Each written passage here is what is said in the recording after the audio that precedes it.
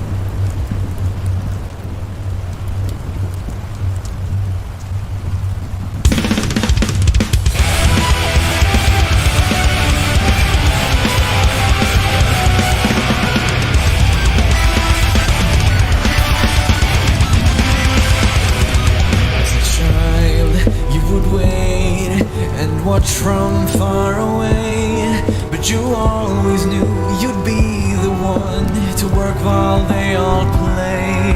And you lay awake at night and scheme of all the things that you would change, but it was just a dream.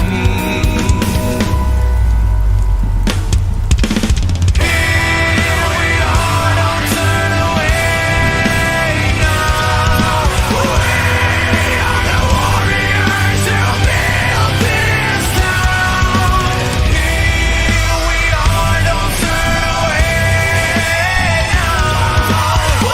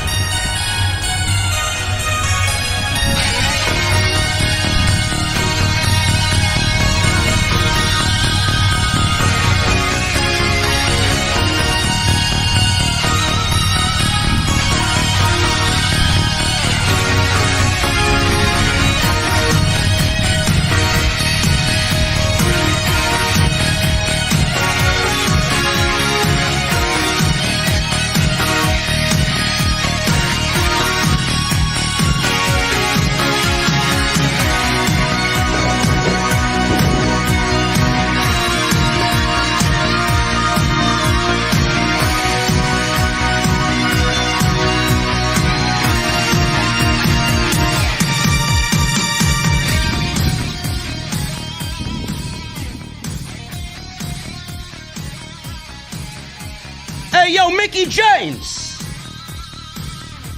I don't appreciate a backseat driver, okay? Where you going, honey? St. Louis. What are you doing in St. Louis? You're entering the 2022 Women's Royal Rumble. I thought you were wrestling Deonna Purrazzo tomorrow night. What are you talking about? I thought you were the Impact Women's Champion. Oh, you're a sellout. That's what you're telling me. Oh, you know how I feel about sellouts, man. Just ask Zelina Vega. You and Bruce made a truce? What? There's an Impact and WWE potential partnership. What are you talking about? Were you drinking at the venue before I even got there? Oh, I know what it is. Listen, I know what it is. Listen, Mickie, I know what it is. I know what it is. You can take your sellout ass to St. Louis yourself. I'm gonna dump you on the side of the road. I even packed your bags for you. There you go. Get the fuck out of my car. Get the fuck out of my car. You could put your fucking morals and your shame and embarrassment in the fucking trash bag too. Get the fuck out of here, man. I'm going to the venue. I got a lot to say. I got one question, though, man. What are you guys drinking tonight? I'll see you guys over there.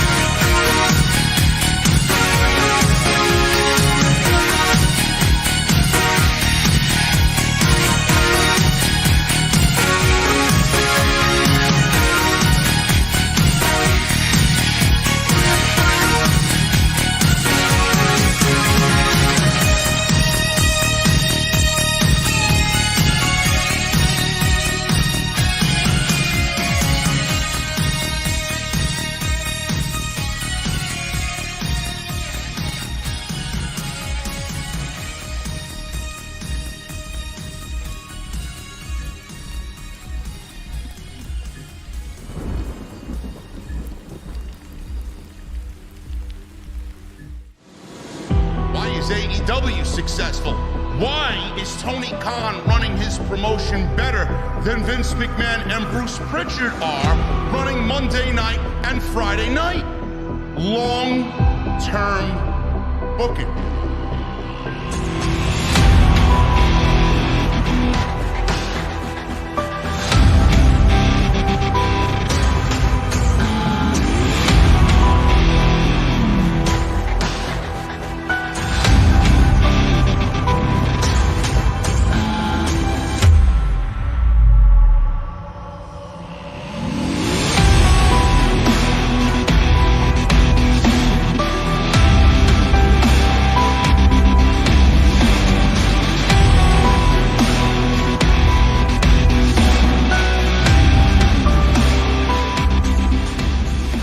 What's going on, guys? Thank you so very much for joining me right here on Off the Scripts.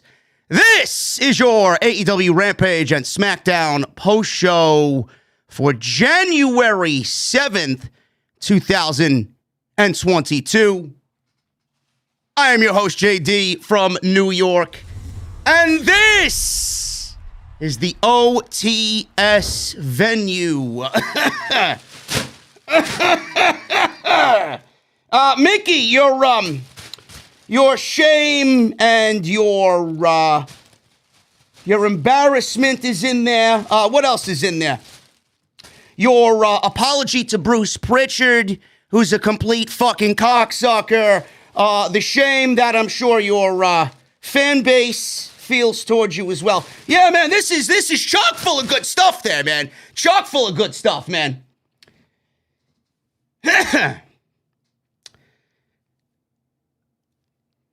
To say that I'm not surprised, man. This was a weird night. This was a weird evening. We got a lot going on here, man. We got Mickie James, the Knockouts / Impact Women's Champion, joining the field, the embarrassing field of the Women's Royal Rumble for 2022, man. Did you guys see the field of women that they announced for this Royal Rumble, man?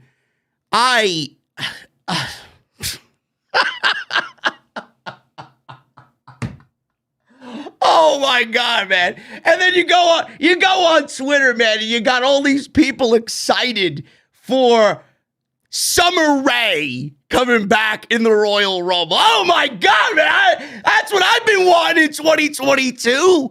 Failure to build new superstars. But yeah, let's call Summer Rae back to WWE. Lita. I'm waiting on the Trish Stratus announcement. Anywhere Lita goes, you know Trish is going to be there. Michelle McCool. The Bella Twins.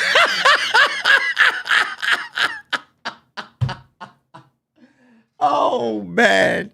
John Laurinaitis is having a field day, man. Who's next? Alicia Fox. Alicia Fox is next, right? Eva Marie, maybe. Maybe we'll bring back Eva Marie, too. We just fired her a couple of months ago. How about Nia Jax? Bring back Nia Jax. Why don't we round out the field of 30 and make it the worst ever? It's already the worst ever. WWE announced Mickie James in the Royal Rumble. You know, I'm not going to really say much about it. I had my fun with it. It's boring already. I'm bored of it. We will go over that and what I feel about that. We got other major news, more important news to discuss here. Roman Reigns has a Universal Championship match at the Royal Rumble. It is against a Monday Night Raw superstar. I was fearing that they'd bring back Goldberg early, but Goldberg doesn't operate unless it's Saudi time because he needs that extra bump in the paycheck. He won't work a normal event. Oh, no. He won't work unless the Prince is giving him $3 million instead of WWE giving him $1 million for the Royal Rumble.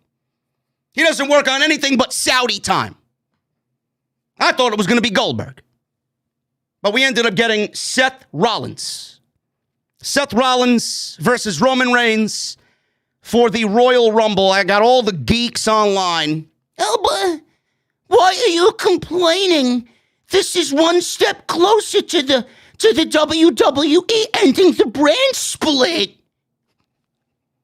Come on, man. Why do you gotta complain about everything? Why do you have to show everybody you have no life? I don't know. I'm going Rolex shopping this weekend. How much of a fucking terrible life can I have? I'm turning 40, man. I'm shopping for my first Rolex, man. Yeah, I'm doing so terrible on YouTube. Give me a fucking break. This is a bigger problem. WWE is in the middle of a brand split. I'd like for them to adhere to the rules. If you want to end the brand split, then actively write a story for me and everybody else that is showcasing us that the brand split is over. That's all I ask.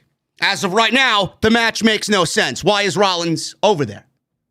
The only thing I could possibly think of is the fact that Rollins can lobby to WWE management and claim that he deserved a one-on-one match for a major world championship. He didn't get it. He blames Roman, so now he's coming after Roman for his championship because they had to put Brock Lesnar in the Fatal 4-Way to make it a Fatal 5-Way at day one, and it was supposed to be a one-on-one match, and Rollins every single week always had people added to the match. It was Kevin Owens. Kevin Owens got added. Bobby Lashley got added.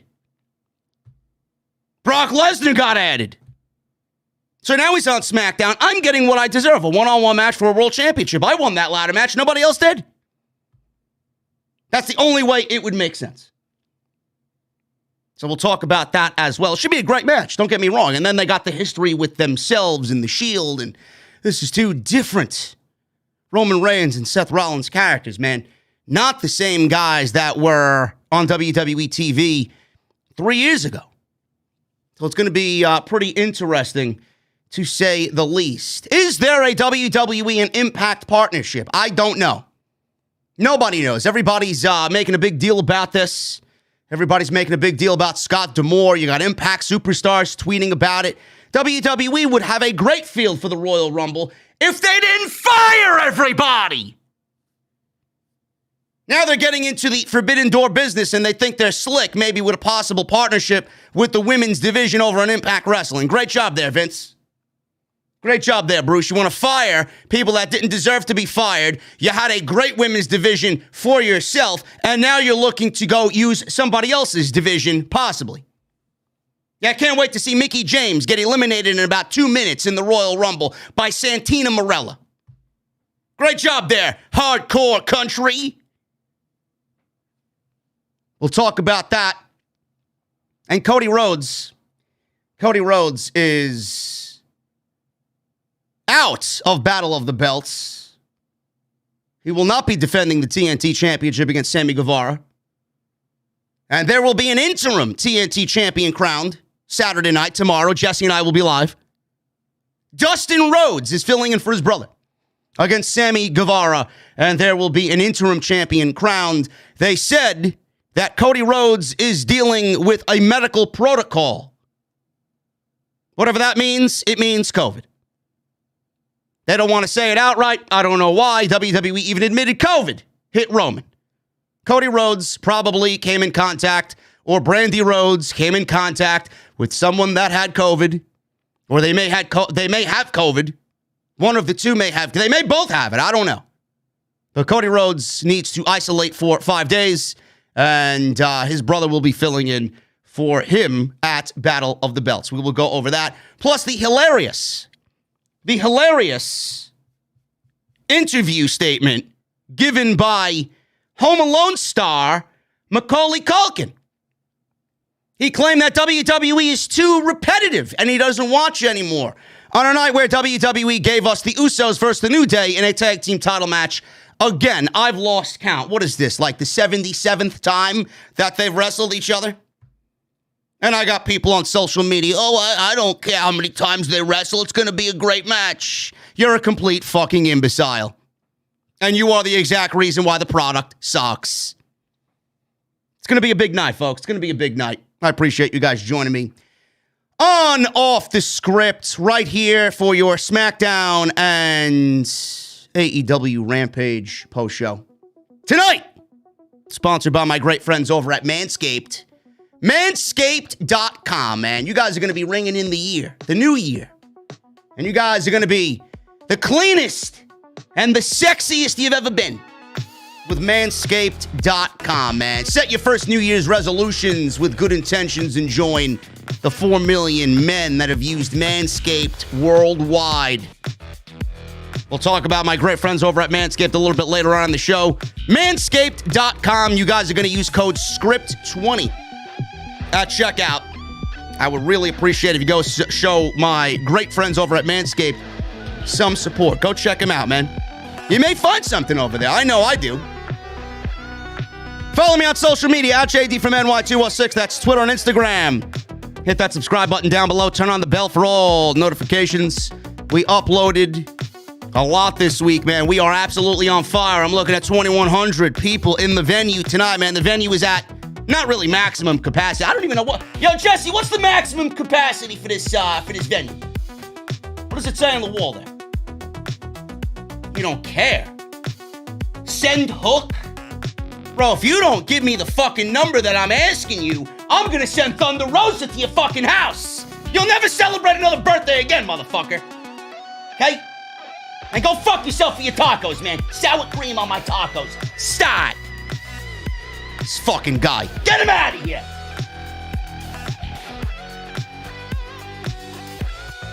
There's a lot of videos on the channel, man. A lot of videos on the channel. We got a couple of extras. We were live last night. That was awesome, man. 2,700 people live on a Thursday afternoon. Awesome. We talked about the WWE releases. Today, we uploaded an extra about the Samoa Joe situation. I went in detail about the Samoa Joe situation. So go check all that stuff out. Monday Night Raw, NXT, AEW Dynamite, man. We're loaded this week. You guys are not short of content this week. So go and check all that stuff out on the homepage right now. Make sure you guys go and get your t-shirts, man. Bonfire is the place. Bonfire.com. We got those throwback designs. OTS, white and black NWO inspired design. The LTB, Wolfpack design. Long-term booking. Make sure you guys go and get those on bonfire.com. They are the exclusive home of Off the Script. Awesome stuff and great quality, man. Also, make sure you guys hit that thumbs up. Let's try for 1,000 likes on today's video. I see 563. I don't know what the fuck half of you were doing. Make sure you guys hit that thumbs up. It helps me out. And get your super chats in. We'll hang out at the end of the show, man. You tell me how much of a sellout Mickie James is. Let me know. Chime in. What do you guys think of the interim TNT title match tomorrow at Battle of the Belts? You let me know. Also, make sure you guys hit that join button. Become a VIP. You could sit with me and Mickie James's trash bag in the VIP section right back there, man. So make sure you guys go and check that out and hit that join button as well to become a VIP right here on Off the Script. I don't know, man. Did I go too far with the Mickie James gag? Did I go too far? Is anybody going to get offended by what I did here? Oh, my God, JD. He's against women, man. Well, fuck yourself. Fuck yourself. I do what I want on my show. You want to go fucking preach the choir? Go and start your own fucking podcast, man. Leave me the hell alone. SmackDown. Let's start with SmackDown. It was clearly the more important of the show, being that there was a lot of news articles that came out about SmackDown. This one in particular, man, I laughed my ass off over at this fucking news article. Macaulay Culkin, he rips the current WWE product because it's too repetitive. You know Macaulay Culkin from Home Alone, right? Macaulay Culkin gave his thoughts on the current WWE product that WWE is presenting to its fans. And like many fans, he's had some critical things to say about the job Vince McMahon and Bruce Pritchard are doing, which, by the way, sucks. That's exactly what the actor did during an appearance on the latest Wrestling with Freddie podcast. This is the podcast. Everybody's got a fucking podcast nowadays, man. I didn't know Big Swole had a fucking podcast until the day we did the video on Swole and TK. Now, this is the first time I'm finding out that former WWE creative writer Freddie Prinze Jr. has a podcast. He voiced his opinion, did McCulkin, that there are too many repetitive matches on WWE programming, including Roman Reigns and Brock Lesnar. He says this, and I quote, especially the product now. Fuck, dude. If I have to see one more fucking, don't get me wrong, I'm looking forward to seeing what will be different this time, but I have to see, or if I have to see Brock Lesnar versus Roman Reigns one more fucking time, you know? End quote. Culkin pointed out how due to the lack of depth on the roster, WWE has to use the same matches for back-to-back pay-per-views, such as the New Day versus the Usos. That's the thing, he says. They'll do the same pay-per-view back-to-back. It's always like New Day Usos every fucking card. Like, I understand that their roster isn't as deep as it was a year ago. They've cut, I think 86 wrestlers from their roster this past calendar year. So, yeah, you don't have this rich variety that you might have had before. But even then, man, it's like, how many times can we watch the same match over and over again? End quote. Culkin went into detail about how he had some conversations with WWE in the past about their product, and he would help them with certain ideas. Yeah, right, man. Macaulay Culkin's a fucking comedian, man. Vince McMahon don't even listen to his own grandchildren. He's gonna listen to fucking Macaulay Culkin? Give me a break. Yeah, he's going to help them with certain ideas. Nothing will help them. I've been helping them for 7 years. Book a better product. Have they ever listened to me? Fuck no. But they've stolen many an idea from this show.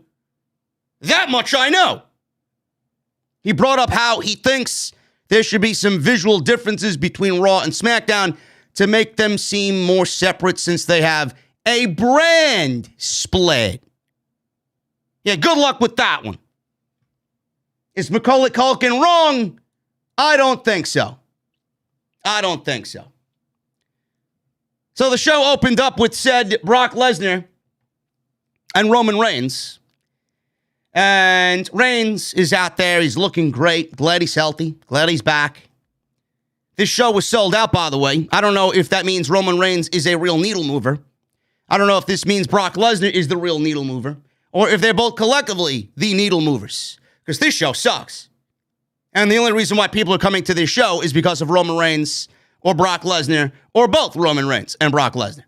Or maybe everybody in Connecticut at the Mohegan Sun Arena is a blithering fucking idiot. That they willingly paid money for a terrible program. I don't know. Could be any of the above. Could be all the above. I don't know. Reigns took the microphone. He was playing up to the crowd.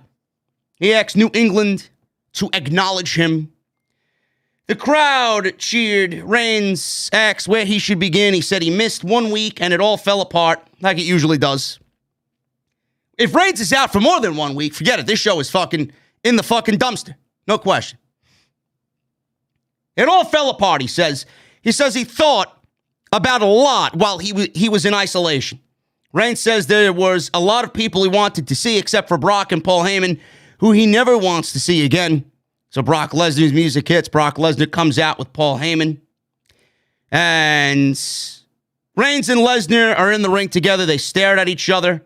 Heyman went to speak, but Lesnar stopped him. He took the microphone from him as Heyman was about to do the typical Heyman-Brock Lesnar introduction. So Lesnar walked up to Reigns. He did his introduction for himself and imitated Paul Heyman.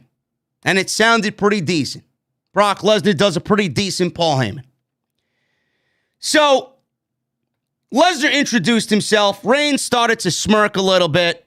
Lesnar put his arm around Heyman and then asked Heyman, "How was that, Paul? How was that?" Heyman said it was great. It was perfect. It was beautiful. Lesnar walked back up to Reigns and got in his face and asked Reigns to acknowledge him. Lesnar says he got what he wanted on Saturday, the WWE title. And Reigns got what he wanted, so now they should give everyone what they want. Lesnar challenged Reigns to a title versus title match at a unspecified date and location. This is a tease. This is a seed planted. This is your WrestleMania main event. Whether or not it will be title versus title, whether or not Brock will be the WWE champion, remains to be seen. We don't know.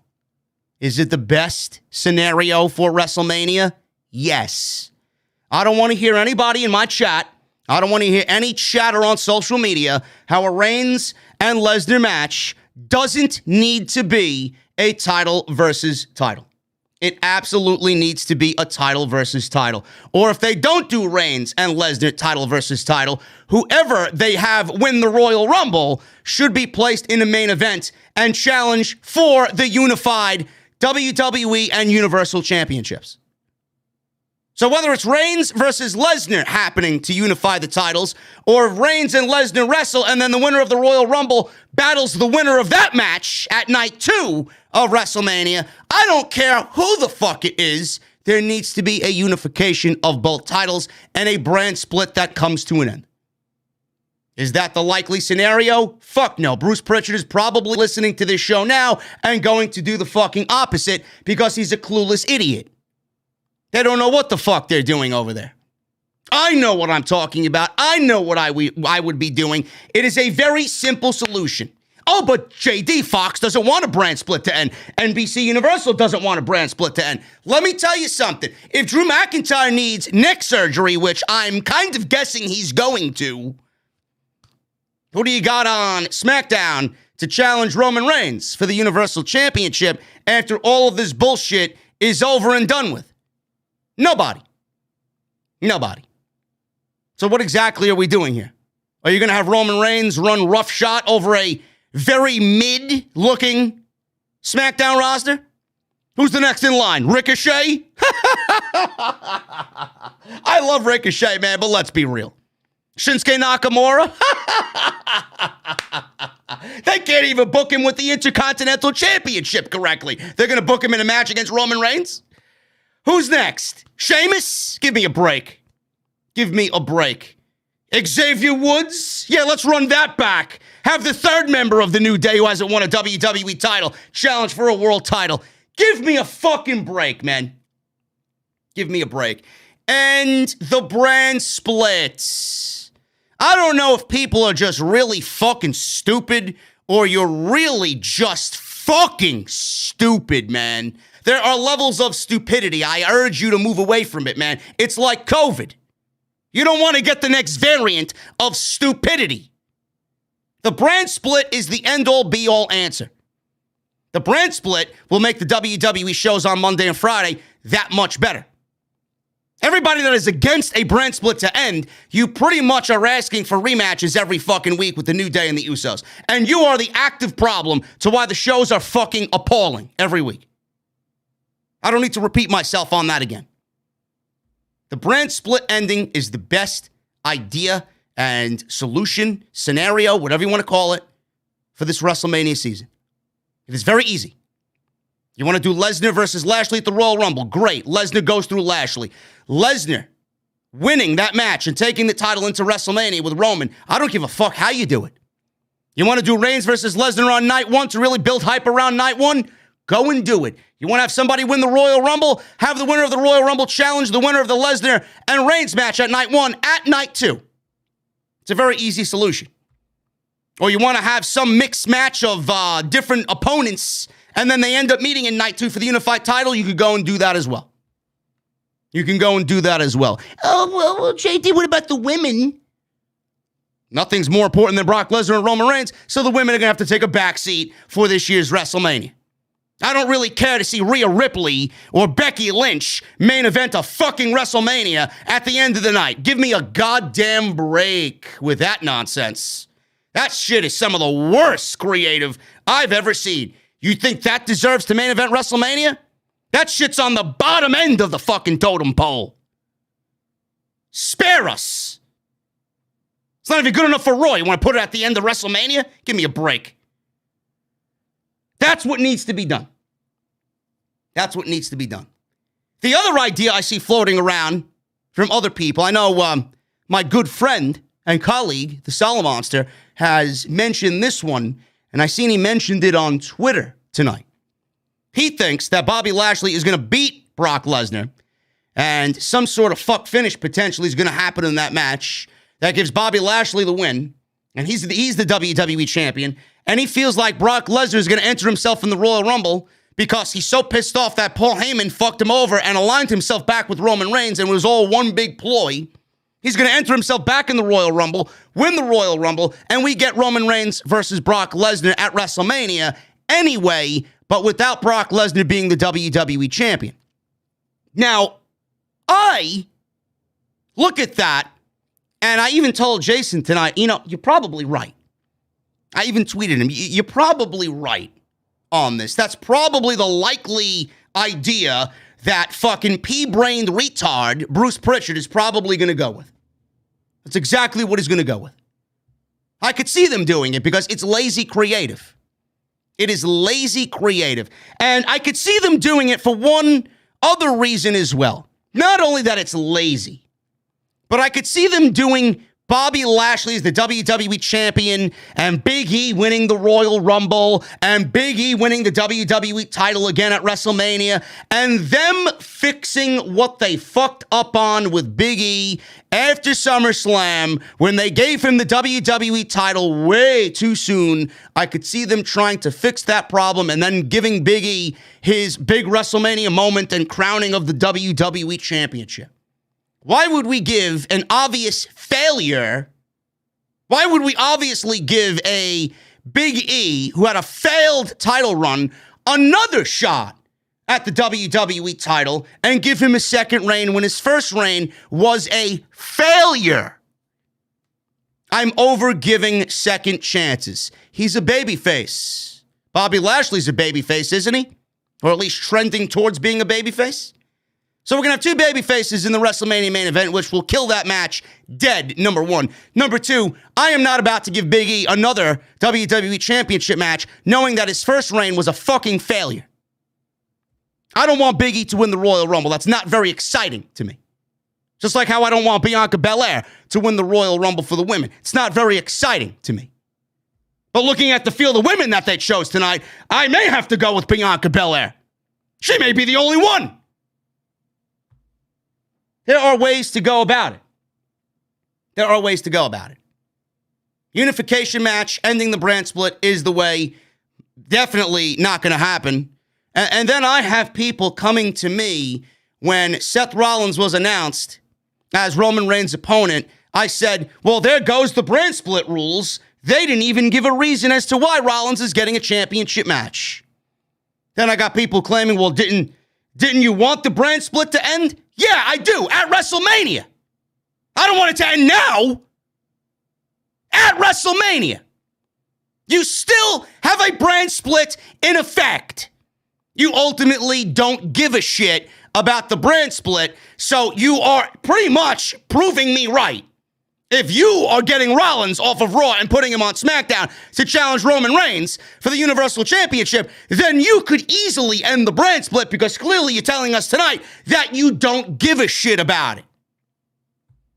And what a way for Seth Rollins to be shafted. Yeah, bro, we need you on SmackDown to take this obvious loss to Roman Reigns because we're a bunch of fucking idiots who can't book anybody on SmackDown correctly to give Roman Reigns legit competition. Sucks to be Rollins, huh? Picks up the phone. Yeah, we need you for Roman to take a loss. They have done nothing but fail creatively. They've done nothing but fail creatively. Nobody looks good. Nobody. Kevin Owens doesn't look good. Seth Rollins doesn't look good. Bobby Lashley, he's looked good. Don't know what's the plan for Bobby Lashley. The only people that look good are Roman Reigns and Brock Lesnar. Look at the casualties that WWE is running through to tell this story of Brock Lesnar and Roman Reigns. On top of Roman Reigns and everybody else that he's demolished, now you got Seth Rollins, Kevin Owens, Big E, and Bobby Lashley. All casualties in the wake of Roman Reigns and Brock Lesnar. Is anybody sick and tired of it? Is anybody sick and tired of this company not building new stars? I don't know how you guys feel, man, but you need to start looking at the bigger problem. You all, the community, the fucking mainstream wrestling fucking media, the trash-ass media that we have to endure in pro wrestling, all you fucking idiots on social media, there are too many of you. In fact, all of you, you live in the moment. You live in the now. You all get excited about the now, and you don't raise awareness about the fucking problems, and you do nothing to try and come up with solutions to said problems. That, to me, is a failure of a community. None of you do the right thing. None of you. This stems deeper than just, oh my God, Lesnar and Reigns. No. Look at everything. And then you got the Drew McIntyre situation. This guy's possibly going to have neck surgery. I pray to God he doesn't, because he'll be out the rest of the year. But if Drew McIntyre needs neck surgery, you think SmackDown's going to operate with just Roman Reigns at the top? Either WWE ends the brand split, which we know they won't, or they're going to take from Monday Night Raw, they're going to take Rollins, they're going to take a Styles, put him on SmackDown, and they're going to aid or put a Band-Aid on SmackDown by taking away from Raw, and you don't want to take those guys away from Raw. You don't want to take those guys away from Raw. Raw is a 3-hour show. They need the talent. They need all the talent that they can get, especially at the top. And now you're going to take from Monday Night Raw to give to SmackDown because you failed at building legit competition for Roman Reigns? So much wrong here, man. There is so much wrong with this. Unification match is the way to go. So, yeah, I want a unification match, and Lesnar is right. They should give the people what they want. So Lesnar challenged Reigns to a title versus title match. Reigns says it's a good idea, but it's not his idea. Reigns says this is his show, and we do what he says on his time on his show. Reigns says he won't do business with somebody who does business with trash, and he points over to Paul Heyman. Heyman asks Reigns, how could you talk to me that way? How could you talk to me that way? Heyman then said while Lesnar was gone, Reigns was all he had. He was my tribal chief. He was very, emotional. He was, almost on the verge of crying. He had this very sobbing-like voice. Heyman told Lesnar not to speak to Reigns that way. Lesnar took his anger out on Paul Heyman. He turned to Paul Heyman and told Paul Heyman to shut up. And Roman Reigns, after all this bickering back and forth, don't you talk to Paul Heyman that way, says Roman. Lesnar's telling Heyman to shut up. And at the end of it all, Roman Reigns Superman punches Brock Lesnar at the end of the segment, and he runs out of the ring with the title and stared at Roman Reigns from the ramp. And that was the way the segment went off the air. This was good stuff. This is always good stuff. Lesnar in this role, the way he's acting, and he's a little bit more carefree, and the babyface Brock, he is very infectious, man. I'm loving his vibe right now in the role that he's playing. Reigns is always great. How I feel about Reigns' run right now, that's a completely different story from what I think of Reigns, who, by the way, is the #1 pro wrestler in the world according to SportsIllustrated.com. It was Roman Reigns and Kenny Omega, which I would probably agree with. I even said Roman Reigns was the #1 wrestler back when I talked about my top wrestler of the year, and that's who it is. On the podcast, when I talked about my top matches and my top performer of the year was Bryan Danielson. But Roman Reigns, if you're going to rank people in the last year, I would say Roman Reigns with what he's done. But it's very difficult, man. You know, at the end of the day, Bryan Danielson was my personal #1 favorite. He was my #1 guy all year, just based on the body of work that he did. But he didn't win championships. And that's what they're looking at. You know, that's what they're looking at, and I wouldn't really sit there and worry about what Sports Illustrated says. But if you're gonna, I guess I should rephrase what I said. Bryan Danielson is the #1 wrestler in the world right now. He's #1 on everybody's list. Should be #1 But if you're gonna compare Roman Reigns and Kenny Omega, Roman Reigns is #1 over Kenny Omega. That's what I was trying to say there, because they were #1, #2, which at the end of the day is exactly what I would have done as well. But I'm loving this, man, and it seems to be a love affair between Paul Heyman, Brock Lesnar, and Roman Reigns. It does come off a little cringy. It does come off a little lame, but it all revolves around Paul Heyman, and it's continuing the storyline of, is Roman Reigns and Paul Heyman still involved with each other? Because there was anger on Roman, and then it turned to, don't you talk to him that way. There's still some care there. Paul Heyman did the same thing. You're my tribal chief. I've been with you and your family for years. You know, and then Brock Lesnar's the one, shut the fuck up. You know, I told you to shut up. He doesn't give a shit. So you could see the seeds being planted for a possible Reigns and Heyman alignment, and this being one big game for Roman Reigns and Paul Heyman. But I thought it was great. I thought it was a great segment. Sami Zayn. Sami Zayn was interviewed in the back. Zayn mentioned that a year after he was screwed out of the Intercontinental Championship, he earned a shot, and now Nakamura is ducking him. So he was talking about Nakamura, and then all of a sudden he stopped mid-sentence, and he noticed someone in the hallway. He walked down the hallway, and he sees Johnny Knoxville of Jackass standing in the hallway.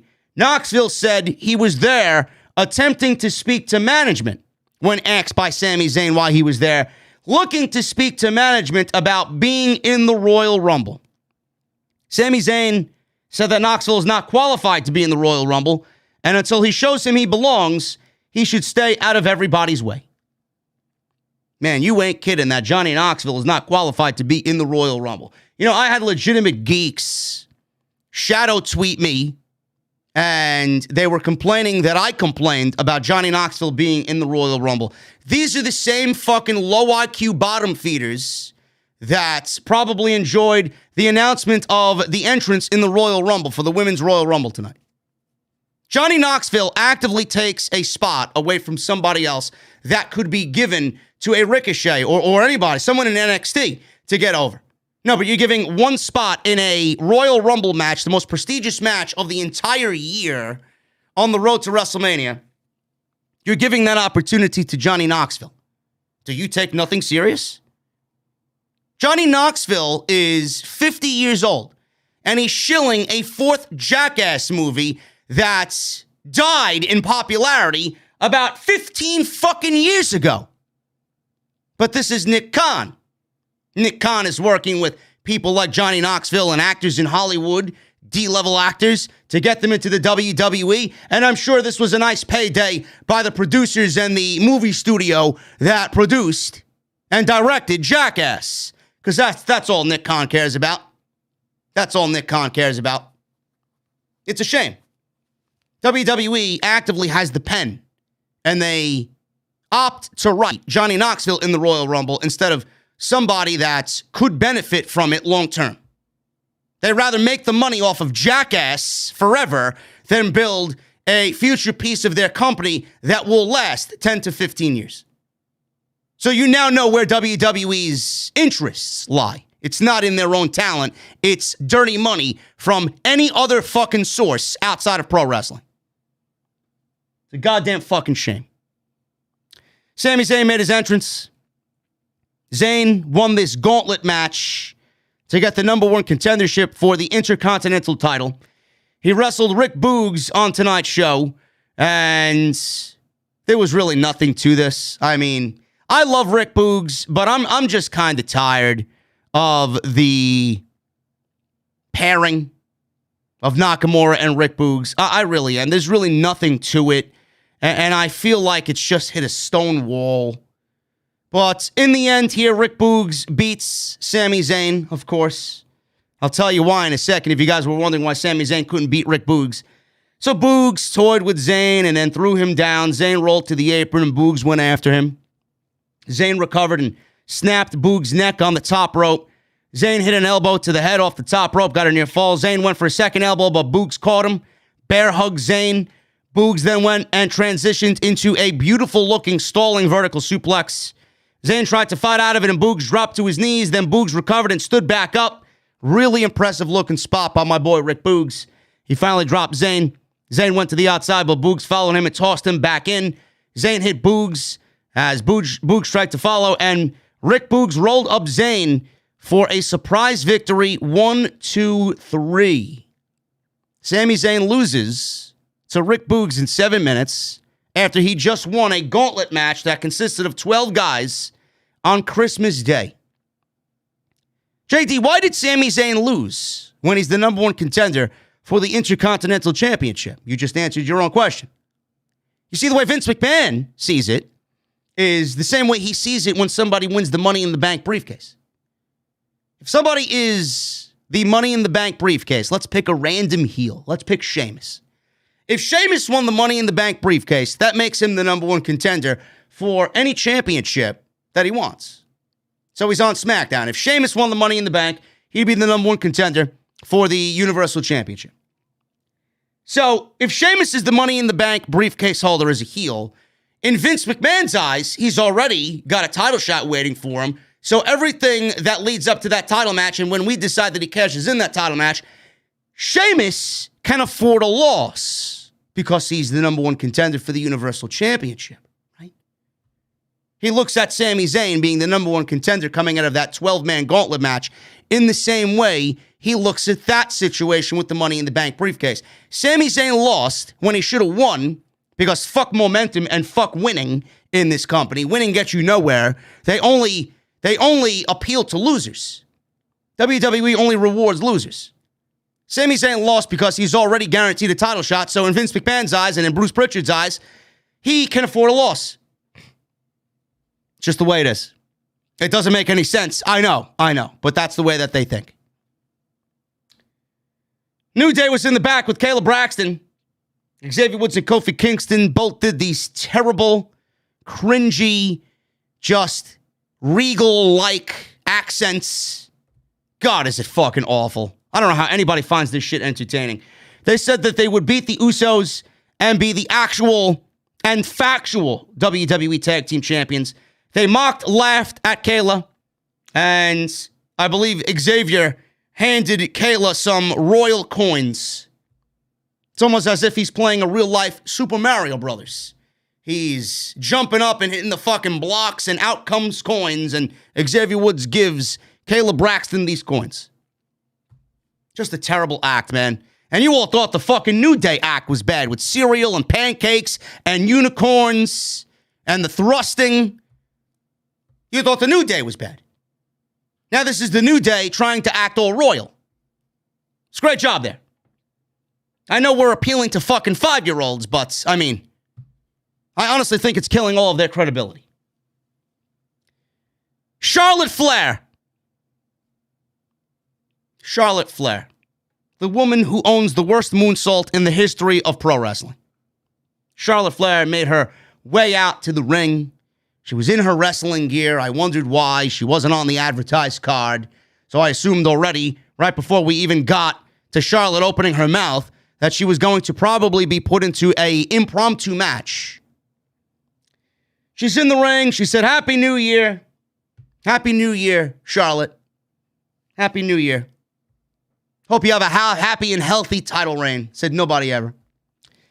She said her resolution was to make history. Charlotte said the Royal Rumble changes lives. So she motioned to the front and said, let's look at this year's Royal Rumble competitors. I'm looking at this and I'm kind of already cringing before we even look at the field of Royal Rumble competitors. I knew it wasn't going to be anything special, but I had a couple of thoughts already in the back of my mind. So we see a video graphic rundown of all the competitors in the Royal Rumble. It only listed 19 women. 19 women. One of the women in the Royal Rumble was Mickie James. One of the women in the Royal Rumble was Mickie James. And a lot of people were surprised by this announcement. Knockouts World Champion Mickie James is set for the Royal Rumble. Both Impact Wrestling tweeted it out, and WWE's official Twitter account tweeted it out. It was a stunning development, to say the least. It was announced tonight that reigning Knockouts World Women's Champion Mickie James will be one of the entrants in the WWE's Women's Royal Rumble in St. Louis on January 29th. The shocking news came tonight on SmackDown, and it has been confirmed with Impact Wrestling Executive and Vice President Scott D'Amore. Speaking from Dallas, D'Amore said, and I quote, WWE wanted it, Mickie wanted it, and Impact Wrestling's philosophy is always work, always to work with other wrestling promotions to create buzz for the fans. Everything is signed and agreed with WWE and Impact Wrestling. The only question is whether or not Mickie will enter one of WWE's most historic annual matches as the reigning Knockouts World Champion, as she will defend that title against Deonna Purrazzo tomorrow night at their pay-per-view, Hard to Kill. That, of course, refers to James and Deonna Purrazzo, of course, what Scott D'Amore tweeted out. The pair will meet in a Texas death match with the title on the line. D'Amore added this one, and I quote, "There's never been a time like this for wrestling fans. In a 12-month period, Impact Wrestling has worked with NWA, AAA, New Japan, AEW, and now WWE. Impact Wrestling is the nexus of the Forbidden Door era." Sure you are. And that's why Impact Wrestling is still broadcast in front of 16 people on a weekly basis on Access TV, which I'm sure many of you don't even get. Impact Wrestling is a cockroach of professional wrestling. Hard to Kill is a fucking understatement with this company. They could brag about working with everybody else, but how much of an impact has Impact had on working with all of these promotions? What exactly did they do for AEW? That's what I want to know. That's why Tony Khan's not working with them anymore. It's a waste of time. What exactly did Impact Wrestling do for AEW? Oh, man. Wow. We got Kenny Omega on a fucking pay-per-view defending the AEW World title against Rich Swann with Mauro Ranallo on commentary. I ask again, what did Impact do for AEW? What exactly are they doing for New Japan? What are they doing for the NWA? How well has these partnerships, how have these partnerships worked out for Impact Wrestling? They drew 85,000 people to watch their show on Thursday last week. Explain to me how Impact is benefiting from working with all of these companies as if Scott D'Amore is fucking Thanos. Don't you think they'd be on level of at least an MLW? Give me a fucking break. Impact streams on Twitch in front of how many people? 100? MLW had their Azteca Underground premiere this week in front of 20,000+ people on YouTube. You're not even above MLW. I'm sure somebody on fucking Reddit is gonna see this and then, oh my God, blast my name and ask me to be crucified on the cross because I upset all the Impact elitists. Great roster, terrible management. I don't know how anybody could watch that fucking show when it's broadcast in front of 6 fucking people in that little studio of yours. Then they fired Matt Striker. It's a great job there. Matt Striker's a great play-by-play man. Very knowledgeable. He was fine with Lucha Underground, but apparently Impact didn't like the work he was doing. I wonder why when you're broadcasting in front of 25, 26 people every fucking week. It's like you're watching a fucking funeral every week on Access. Mickie James is in the Royal Rumble. They announced the Bella Twins, Michelle McCool, Summer Rae, Dana Brooke. I don't even have a list of people that they fucking announced. Let me see if Mr. Sap has it on his fucking website. Let me see. I want to see if he's got all these lists. Yeah, he's got. Of course he does. Of course he does. Let's see. Rhea Ripley, Lita, Naomi, Nikki and Brie Bella, the Bella Twins, Zelina Vega and Carmella, Michelle McCool, Shotzi Blackheart, Summer Rae, Kelly Kelly, Tamina, Dana Brooke, Shayna Baszler, Mickie James, Natalya, and Nikki Ash. I'm sorry, Nikki Trash.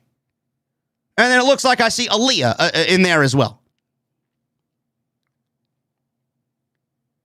You know, it pains me that people are so willing, and I said this on Thursday, it pains me that people are so willing to move on. Like, you constantly, it's not the fact that they're willing to move on. I know everybody has to move on at some point. We can't really reverse the past. But everybody is like, oh, yeah, fuck Toni Storm, man. She was a nobody. Oh, fuck Ruby Riott. She was a nobody, right? And everybody else that they fucking fired. Tegan Knox. How many women did this company fire? You know, you'd have more of your own if you didn't fire everybody, so you don't have to go out and get a fucking Summer Rae or a Michelle McCool or a Kelly Kelly. Look at this field of women in the Royal Rumble. There's not one fucking person on this list that I would deem WrestleMania main event worthy. And by that account, this is already the worst field of women I have ever seen in a Royal Rumble. Now, to be fair, there's only 19 women announced. Asuka could still be announced. Alexa Bliss could still be announced. She's just as bad as Kelly Kelly, so that really isn't saying much. Alexa Bliss could be announced. Bayley could be announced. Sasha Banks, right? There are still some people that WWE hasn't announced. Liv Morgan, Bianca Belair, Doudrop. I've seen a couple of people, well, why didn't they announce Bianca Belair or Doudrop or Liv Morgan? They are in a triple threat match to see who wrestles Becky Lynch at the Royal Rumble. Once that match is over, I'm sure the two losers will be added to the field of 19 losers. Here. This is the worst field of women in the history of the Royal Rumble. You were better off not even doing the Women's Royal Rumble this year. The women don't even deserve a fucking Royal Rumble if this is what you're giving me. What a joke. What a joke. Charlotte Flair is also in the Royal Rumble, which I'll get to in a second. Charlotte Flair announced herself in the Royal Rumble. I don't know how that fucking makes sense. The champion, the world women's champion, is in the Royal Rumble. What if Charlotte Flair wins? Now, I know she won't. Maybe she will. I have no fucking idea. WWE's always looking to give Charlotte another accolade. She's never won. Actually, she has won a Royal Rumble. I'm sorry. Yeah, let's make it 2. I know she won't win. She could. But I know she won't win. But the theoretic fucking logic here, theoretically speaking out loud, if she wins the Royal Rumble, doesn't it defeat the purpose of the fucking Royal Rumble? Why would you even present that type of possible scenario? If Charlotte Flair wins the Royal Rumble, what is the point of having a Royal Rumble? The whole purpose of the Royal Rumble is to challenge Charlotte Flair, not for Charlotte to skip out on WrestleMania by winning the match herself. I don't get it.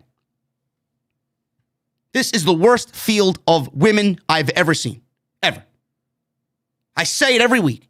WWE's women's division on both shows is absolutely appalling. It is downright hideous. And then you got people praising the fact that divas are back.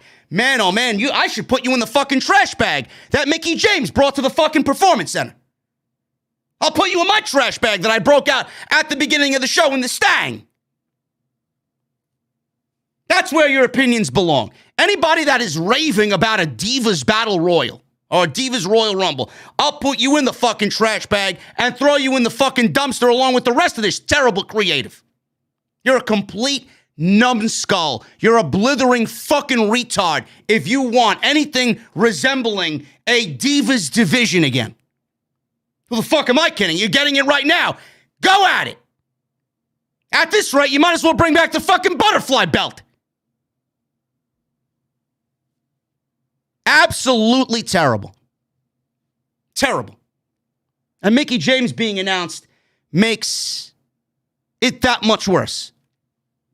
You know, I don't give a shit what people do. You know, I'm here to state my opinion. I don't give a fuck how you live your life or what you do, what business decisions you make, what type of money you need, what type of money they're offering you. I don't give a shit about your life situations. All I care about is mine and my people. That's all I care about. But I'm going to say the same thing about Zelina, or Mickie, rather. I'm going to say the same thing about Mickie that I said about Zelina. You can make whatever decision you want. You can make whatever decision you want. Everybody in the community came to this woman's defense because she had a trash bag arrive at her home, at her residence, that had all of her stuff in it when she was wrongfully terminated. WWE embarrassed this woman to the world. WWE even fired the person responsible for this act. They fired Mark Carrano, who was in a high-level position backstage in WWE. More than likely, he was the culprit of said trash bag. He didn't send it on his own. It was a direct edict from Bruce Pritchard. I don't need to work there to know that, because Mickie James went on several podcasts and she mentioned Bruce indirectly without mentioning his name. Everybody made a big deal about it. I stuck up for the woman. She was told flat out in her face that women's wrestling doesn't sell. She was told flat out when she wanted changes to be made in WWE that women's wrestling doesn't draw. When's the next evolution? Everybody asked.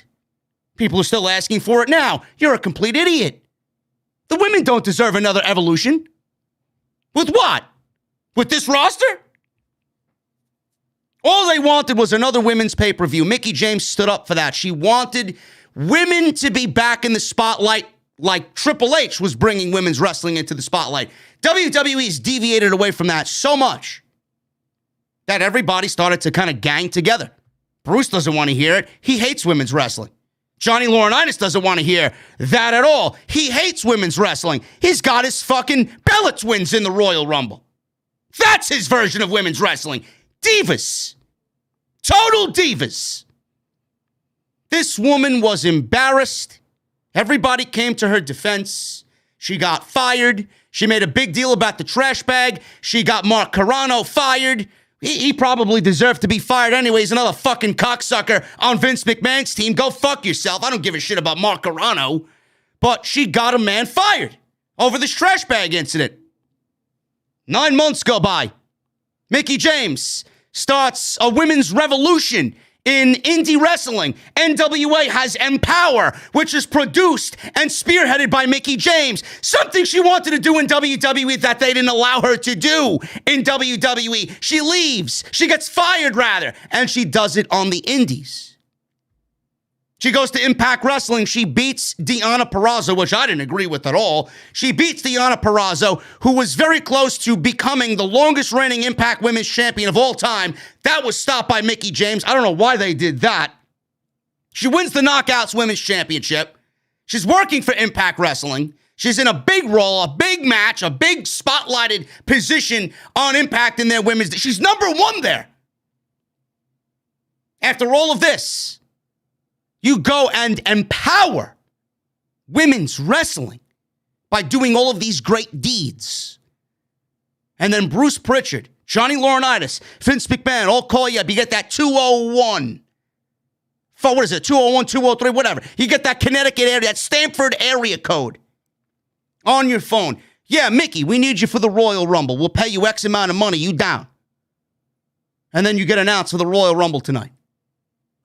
Mickie James threw out every ounce of fucking morals she's ever held. Mickie James threw out all of the pride she had in everything she did. She threw out all of that empowerment that she was so proud of when she went to NWA, all for the almighty dollar. I don't give a shit how much you're paying Mickie James. I don't give a shit how much Mickie James is making from WWE to appear in a fucking 90-second spot in the Royal Rumble, because that's exactly what's going to happen. Knowing WWE, they'll probably have Mickie James last fucking 50 minutes in this thing just to prove everybody wrong. Women are going to go out left and right in this thing. And Mickie James is in the Royal Rumble after being embarrassed and being told, fuck you, women's wrestling is not a priority here. If you're asking me, I would have never picked up that fucking phone. Ever. How embarrassing is it to see Mickie James graphic on SmackDown tonight for the Royal Rumble? I actually feel bad for her. A human being that has been wronged like that doesn't immediately say, hey, I forgive you. This company buried you, kept you in the back, all because Bruce Pritchard hated everything about you. Maybe he made an off comment about women's wrestling here and there. The man hates women's wrestling. He hates women's wrestling. Nick Aldis and Bruce Pritchard got into a back and forth. He probably took all of his anger out on Mickie James because she's married to Nick Aldis. That's why she was held. She sat in catering for most of her time. But you're so willing to give these people another chance in the Royal Rumble? I would have never made that decision, man. For all the fucking geeks online, oh, well, it's all about the money. It's all about fucking going and getting an IQ. Go fuck yourself. There are fucking principles. Then you got the other fucking idiots in the community. Oh, they always come back around, blah, blah, blah, blah, blah. No, it's in your hands. It's your control. You opted to go back. Nobody ever said Mickie James had to go back. You know who I appreciate the most? You know who I appreciate the most out of everybody? Mia Yim. Not Mia Yim. Gail Kim. Gail Kim. Mia Yim is probably going to be fine. She'll end up somewhere. She'll probably end up in Impact anyway. Gail Kim. I appreciate Gail Kim the most. She's been so outspoken about everything. She knows exactly what that company's about. Have you ever seen Gail Kim give in to say something positive about the WWE? After all these years, you'd think bygones would be bygones. Nope. She knows exactly how those people operate. She knows exactly how that company operates. And she has stood her ground for years about how she feels about that company. That's who I appreciate. That's who I respect. Mickie James embarrassed everybody and everything she did and embarrassed herself by having that graphic shown on the SmackDown show tonight with the Royal Rumble. I lost every ounce of respect for Mickie James. Every ounce of respect for Mickie James. What a joke. A complete fucking joke. Charlotte ran down these competitors. Charlotte entered herself into the Rumble and said when she wins, she can choose her challenger. Charlotte, that's not how the Rumble works. You are not winning the Royal Rumble. If Charlotte Flair wins the Royal Rumble, there is no purpose of having a Royal Rumble. You might as well not even have one. I don't know why you would present that idea to everybody. It's so fucking stupid. It really is so fucking stupid. So Naomi comes out. Naomi challenged Charlotte to a match. Charlotte said Naomi hasn't done anything to deserve a match with her. Nobody deserves anything to deserve a match against any champion in this company. What are you, new around here? Naomi slapped Charlotte. Charlotte ran after Naomi. And we got an impromptu match. Of course we do. We got an impromptu match on SmackDown for Charlotte and Miss Naomi. So that's that. The match itself wasn't bad, man. The match itself wasn't bad. I actually quite enjoyed this match. And I thought Naomi looked very good here. I thought Naomi looked really good in this match with Charlotte. I thought they worked very well together. Charlotte still has a terrible moonsault, which should be removed from all of her matches permanently, forever, until the end of existence. But the match started after a commercial break. We got this impromptu match. Naomi had an advantage early. Flair regained control. She slammed Naomi's head into the mat. Naomi climbed to the top rope. Flair knocked her down with a big boot out to the floor. Flair jumped out of the ring and threw Naomi over the barricade. Naomi fought back and hit a blockbuster off the barricade. Naomi almost won the match by countout. Sonya Deville walks out and says that the match cannot end on a countout. Naomi started yelling at Deville, which allowed Flair to take advantage. Flair was in control until Naomi started coming back with some kicks to the head. Naomi climbed to the top rope, hit a flying crossbody for a 2 count. Naomi went for the rear view. Flair countered with a roll-up for a near fall. Flair then transitioned into the figure 4 leg lock. Naomi fought back and made it to the ropes to break the hold. Sonya Deville comes out again and announced that the match is also now no disqualification. Flair smiled because she was obviously being, given all of the advantage here. So she got caught, did Flair, with a kick to the head. Flair gained control again, missed a moonsault. She did the Andrade standing moonsault. It looked terrible, as always. I don't know who's producing Charlotte Flair matches. You would think that they would tell this broad, stop doing the fucking moonsault. It looks fucking god-awful. Stop. She has to know it looks terrible. Every fucking week, every time I see Charlotte do a moonsault, I'm going to say the same fucking thing until I never see it again. Somebody has to know. Charlotte has to know that it is fucking terrible. Somebody in the chat said my cat does a better moonsault than Charlotte Flair. So do mine. So do mine. She landed on her feet. She did the standing moonsault, yada, yada, yada. Naomi hit a huge full Nelson sit-out slam, which looked great. Naomi missed a splash in the corner. Flair scored a near fall off that miscue. Naomi set up for the split-legged moonsault, but Flair cut her off. Flair then hit a back suplex and a natural selection for the win. There was one botch thrown in there by Naomi that didn't look really good, but I thought they had a very solid match.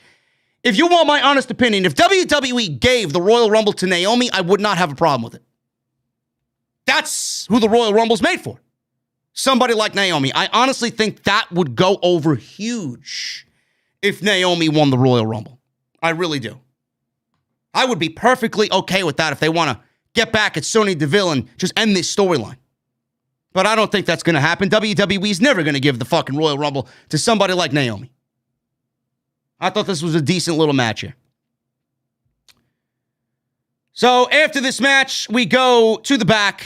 Kayla Braxton interviewed the Usos. The Usos said that they won with the dopest finisher in the game on Saturday, the 3D, which was the 1D, because they are the ones.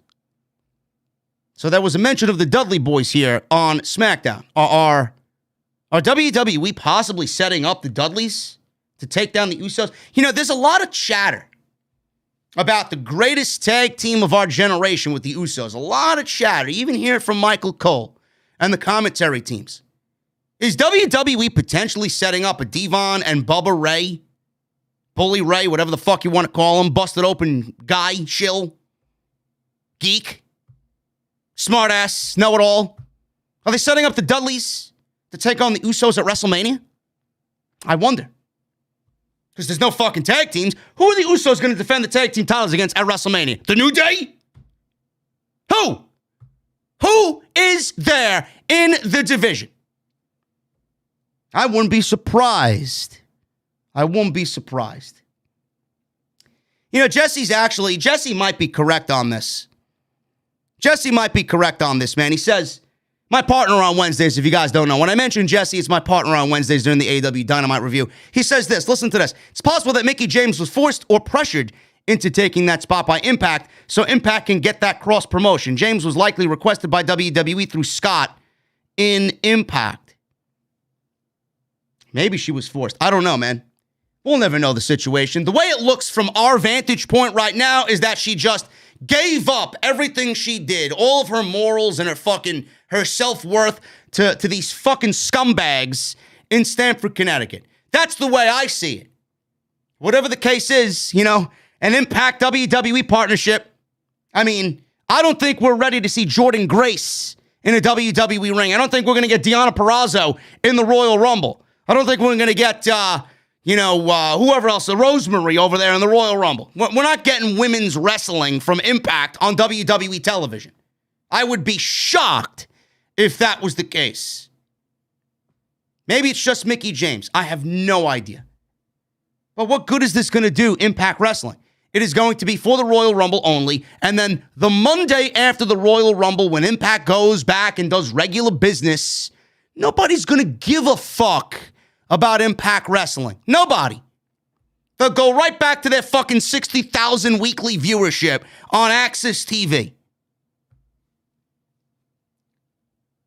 Baron Corbin. Happy talk. This is your weekly Happy Talk is the worst segment of all in every single aspect, every single week in pro wrestling. Corbin was in the ring. He said you have to watch your back with COVID. He said Drew McIntyre didn't watch his back at day one, and Corbin and Madcap Moss took him out. Corbin threw a video recap of the attack on McIntyre at day one where they Pillmanized his neck. He said his guest tonight on Happy Talk was Drew McIntyre. So Drew McIntyre comes out, or I knew it wasn't Drew McIntyre, or someone that looks like Drew McIntyre. Madcap Moss comes out wearing a kilt and suspenders, and he's got a neck brace on, and he's got one of them Minecraft foam swords, one of them Zelda foam swords, whatever the fuck you want to call it, and it went limp. And it went limp.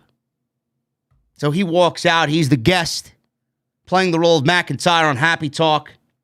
Corbin asked how he was walking after day one. Moss did this Scottish accent and said he can survive anything after eating haggis his whole life. Moss said that Corbin would kill him in a match. He would soil himself, but still smell the same. Moss says he will never perform again. Moss laughed. He got up. He revealed himself to be Moss, and he said he fooled everyone. The Viking Raiders music hit. They made their entrance, and we have an impromptu match with Corbin and Madcap Moss versus the Viking Raiders. It went 4 minutes. This is WWE's tag team division, folks. Happy Corbin and Madcap Moss versus the Viking Raiders. Wow. How great is that?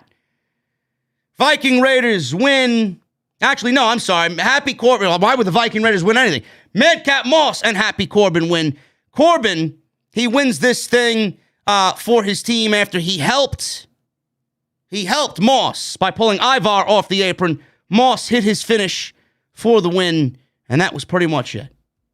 If you expect me to go over detail by detail analysis in this match, go watch somebody else who actually gives a shit about fucking Happy Corbin. There may be somebody out there in the community that actually gives a shit about Happy Talk. We don't. Nobody gives a shit about Happy Talk on Off the Screen. Yes, Crappy Talk, says Mr. Cake in the chat. Yes, Crappy Talk. Thank you, guys. I love you. Sheamus entered himself in the Royal Rumble. You know, WWE, I failed to mention this before. Another thing I wanted to mention with the women. They're announcing everybody in the... Do they usually do this? I don't even remember. They usually announce people in the Royal Rumble, right? They usually announce like 20, 21, then they leave a couple spots open, right? For surprises or fucking NXT superstars or whatever the fuck they got planned. You know, I would actually like if WWE announced nobody in the Royal Rumble.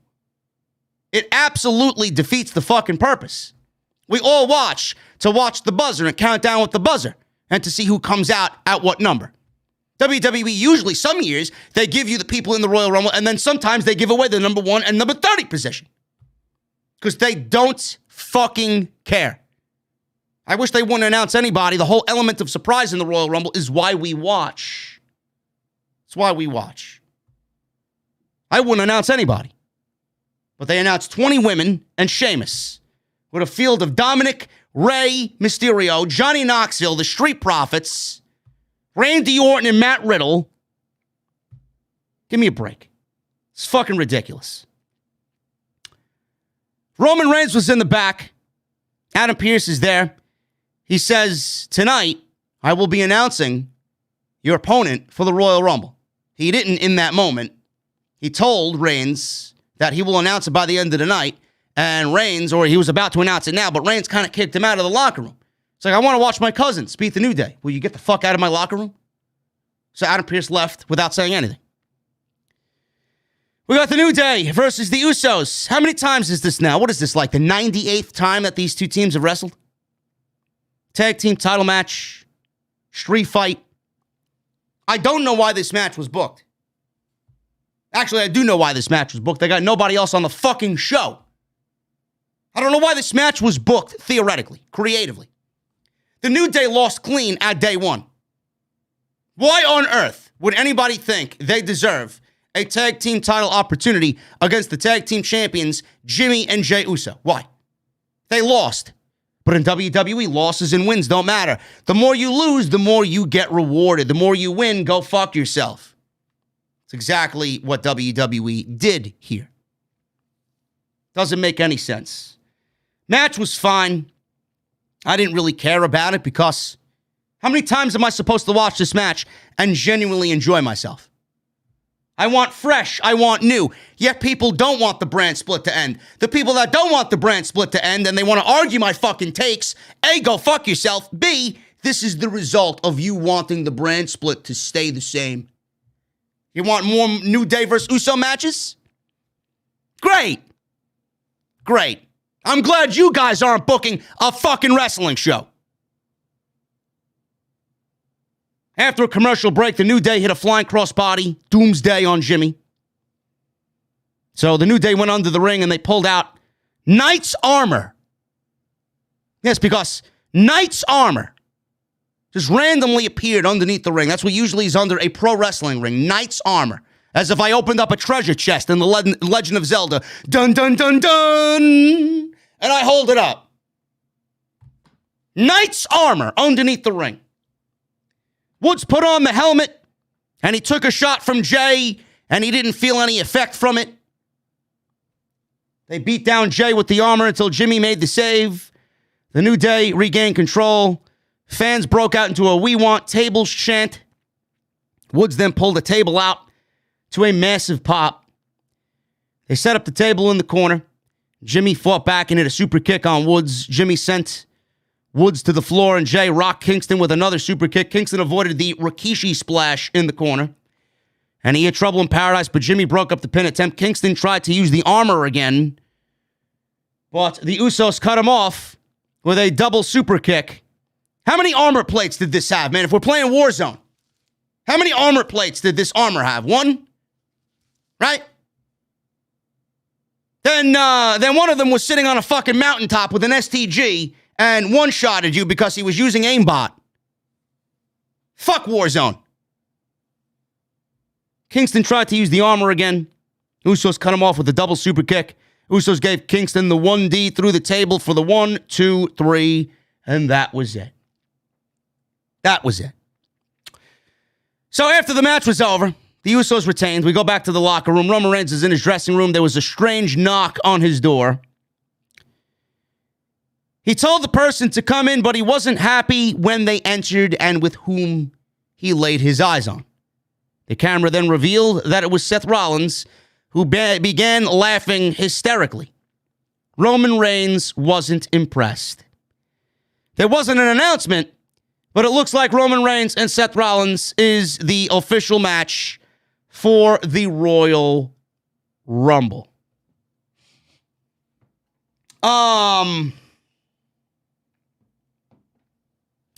I kind of figured. I even said it on. I even said it on the podcast last night that we did. I talked about Roman Reigns and Drew McIntyre's injury. I said you're probably going to have to dip into the Monday Night Raw talent pool because there's nobody on SmackDown. That was my first idea. That was my first thought. I didn't even think about how they would make sense of it. Then I got to thinking tonight. I'm like, maybe they called up Bill Goldberg. You know, Vince wants Roman and Goldberg at some point. Maybe they do it for Saudi. They throw Goldberg in the mix and have Goldberg take a loss to Roman on the road to WrestleMania. I don't know. I could still see them doing that match. But I'm like, maybe they do Bill Goldberg at the Royal Rumble and really make this as big as they possibly can with who they got and their resources. Bill's got one match left. Let's get it out of the way. It gets us the Roman and Goldberg match. Vince pitches a tent in his $10,000 suit. Everybody's happy. Except for me. Fuck Bill Goldberg. But then we get Seth Rollins. And I'm like, I want to like it. I want to understand it. It kind of makes sense if you want to kind of build a story around it. But at the end of the day, it really defies the laws of the brand split. I hope to God that something happens here where they explain why Rollins, a Raw superstar, is on SmackDown challenging Roman Reigns for the biggest prize in the company. It's very easy to tell. It's very easy to figure out. Rollins was denied a one-on-one match with Big E. He won a ladder match for a number one contendership to the WWE Championship. Week after week, Kevin Owens got added, Bobby Lashley got added, and then we're looking at a fatal four-way when Rollins was supposed to be in a one-on-one match with Big E. Then Roman Reigns got COVID. They didn't know what to do with Brock Lesnar. They added Brock Lesnar to the fatal four-way at day one to make it a fatal five-way for the WWE Championship, which lowered Seth Rollins' chances from 25% to 20%. It gave him even more of a disadvantage. So they could use that story. He was owed a one-on-one match. He got four other guys that he didn't ask for. Or three other guys that he didn't ask for. He just wanted a Big E. And now he's on SmackDown, and he's now getting his one-on-one match for a world title. Can't get it against Big E. Can't do it against Brock Lesnar. He's got Bobby Lashley. So they gave me you instead, which is great. They could easily tell it, and it should be a good match. It should be a good match. See, my gripe is, and what people on social media don't get, they'll think I'm complaining. I want the brand split to end. I want the brand split to die in a fucking fire. I want it to be over with. It's the best thing for WWE's growth moving forward, to end the brand split. We don't need a brand split anymore. We don't need all these championships. We don't need separate rosters. SmackDown can hardly handle a fucking 2-hour show. Monday Night Raw is rematch after rematch after rematch every fucking week. Tag team division sucks. The women's division sucks. The fucking SmackDown roster is abysmal. Can we get the brand split to die? See, what I don't get is people who complain about me. I want them to make the brand split officially dead. Can't do that until WrestleMania. But I also want an understanding that the brand split is still in effect now. We wouldn't have to dip into the Monday Night Raw pool if fucking Bruce Prichard and Vince McMahon had a solid SmackDown roster with babyfaces to challenge Roman Reigns legitimately.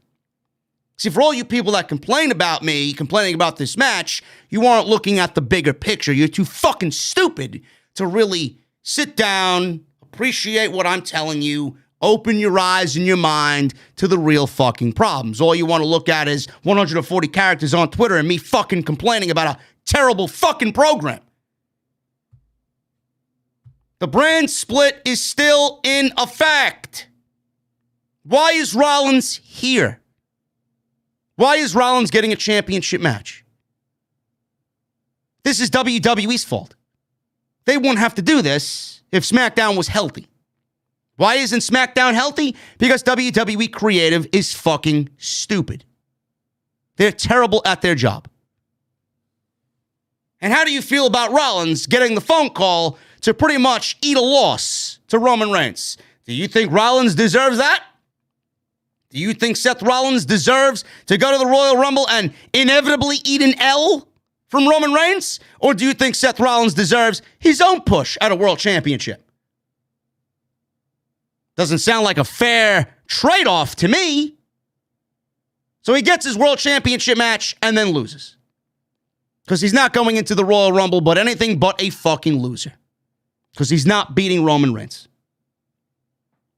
This SmackDown was all over the place. This show sucks. SmackDown and everybody affiliated with it is fucking garbage. Everything about this show is just utter trash. I legitimately hate this fucking show. Every single week I hate this show. We're going to get into AEW Rampage in just a second. Thank you guys very much for hanging out with me tonight on your Friday nights, wherever you may be. If I've offended you in anything that I said, go watch somebody else. I don't give a shit. You want the truth? You want the cold, hard facts? This is what the show's about. Can't handle that? Go watch somebody else. I don't give a shit. Those that are still here, man, I appreciate you. Hit that thumbs up. We got 879 likes. Just a little bit more to go to get to 1,000, man. Make sure you guys hit that thumbs up and let's get to 1,000 likes on today's live stream for SmackDown and AEW Rampage. Tonight's show is sponsored by Manscaped. Manscaped.com, man. Cheers to 2022, guys. Cheers to 2022. This is going to be the biggest year of the podcast yet. I just feel it. How about having clean and shiny balls all year round? I know that should be good. I mean, asking a wrestling fan for clean and shiny balls, I don't know, man. That may be a very difficult task. But our sponsors at Manscaped are here to save your balls this year and make the ball drop into 2022 the cleanest and sexiest ever. Set your first New Year's resolution with good intentions and join the 4 million men worldwide that have trusted Manscaped with their exclusive offer. Go to manscaped.com and use code SCRIPT20 to save 20% off and get that free shipping. It's a new year, so that means you guys need to start the new year off with the Performance Package 4.0. Inside the Performance Package 4.0, you'll find the Signature Lawnmower 4.0. This is an electric trimmer designed to trim hair on loose skin. Their advanced skin-safe technology reduces cuts and nicks on your delicate nuts. It also comes equipped with a 4000K LED spotlight that will shine a light to the promised land 2022 looks to be. A grooming routine isn't complete without applying their Crop Preserver and Crop Reviver before showing off your 2022 self. These unique formulations take care of the smelliest part of your body and add a big boost to your confidence into the new year. You guys are also going to get some free gifts, man. A Shed travel bag, which is great. I use it everywhere. Take it with me on vacation. It's fantastic. And an anti-chafing boxer brief, which is great. I may be wearing them now. They're fucking comfortable. And the new products that they got their ultra premium body wash. It solves all 3 problems for the perfect addition to your daily grooming routine, but in the shower. I shower every day. I don't know about you guys. I don't know about the geeks on social media, but this body wash smells great too, man. Make sure you guys use our code SCRIPT20 at checkout and be sure to save that money, man. 20% off and free shipping. Get 20% off and free shipping. It's a new year. No pubes in 2022 with Manscaped. Telling you, man. Manscaped's got it going for 2022. I don't know what you guys are doing, but I know what I'm doing. We're going to go over the Rampage post-show right now. Adam Cole, baby. Adam Cole. He's the number 1 ranked pro wrestler in all of AEW. Oh, but he went to AEW and he's worse than he was in NXT, man. Sure he is. He's the number 1 ranked pro wrestler in AEW. We may be getting Adam Cole versus Adam Page sooner rather than later. Jake Atlas versus Adam Cole. This was actually a very good match. It went about 10 minutes TV time, and the match was great. I'm not a big Jake Atlas guy. I'm not. I could see why AEW signed Jake Atlas. They definitely want to be a diverse I didn't think this match was diverse enough. I don't think Tony Khan did an adequate job at this match being diverse enough for everybody. Go fuck yourself. AEW is a diverse company. It may be too diverse. Jake Atlas. Not a big fan of Jake Atlas, man. I don't see the appeal. I don't. He's a great wrestler. Don't get me wrong. This was a very good match. I could see Jake Atlas competing for the TNT title at some point, but I'm not really going to jump out of my seat to go watch Jake Atlas wrestle. Is he a great wrestler? Yeah. He's a very good wrestler. Adam Cole, exceptional. One of the best of this craft. Top 5, maybe top 3. Easy. Adam Cole. Match opened up with a great wrestling sequence. Cole missed a drop kick early. Atlas caught a drop kick for a near fall. And Atlas set up an attack off the middle rope, but Cole shoved him to the floor. I was looking out for this injury spot here, and I'll talk about that in a second. Cole sent Atlas into the ring post head first. They go back into the ring. Cole was beating down Atlas with some right hands. Atlas started to make a babyface comeback with a rolling forearm. Atlas sprung off the middle rope, right back into a backstabber on Cole, or from Cole, rather. Cole worked the chin lock. Show went to a commercial break after the backstabber. Atlas hit a step-up hurricanrana that sent Cole to the floor. Atlas followed him out to the outside with a tope suicida, then came back into the ring with a springboard dropkick. Cole came back with a Yushi Goroshi for a near fall. Cole caught Atlas with an enziguri, Atlas came back with a rolling clothesline. Cole hit a brainbuster on his knee. Another Ushi-Goroshi. Atlas came back with a suplex into a sit-out powerbomb for a near fall. This is where the ending of the match came in. Atlas went for a springboard. Cole nailed him with a super kick. Atlas went down with a legit knee injury off of the springboard. Now, his knee buckled. Atlas tweeted out that he doesn't believe he will miss that much time from the injury. He says he's going to be fine, and he's not going to miss that much time from the knee injury. I don't know if that's legit or not, but we haven't heard any word from a Sapp or a Meltzer or an Alvarez. We may find out more on that tomorrow. I should have another extra tomorrow on some of the big happenings. We may have some breaking news tomorrow with this Impact WWE thing. So I'll be on YouTube tomorrow with another extra for sure. But we don't know the legit injury of Jake Atlas. If he's going to miss time, how much time is he going to miss? We don't know. All we know is that he tweeted out after the match was over that he's going to be fine. That could be like Ray Phoenix tweeting out that he's going to be fine. We don't know. He could be out for months for all we know. Match was very good. Adam Cole. Let me talk about Adam Cole for a second here, man. After the spot and the injury to Jake Atlas, it was supposed to end off of a Panama Sunrise. That was very well apparent in this match. But Adam Cole realized right then and there, quick, like the professional he is, something's obviously wrong with Jake Atlas.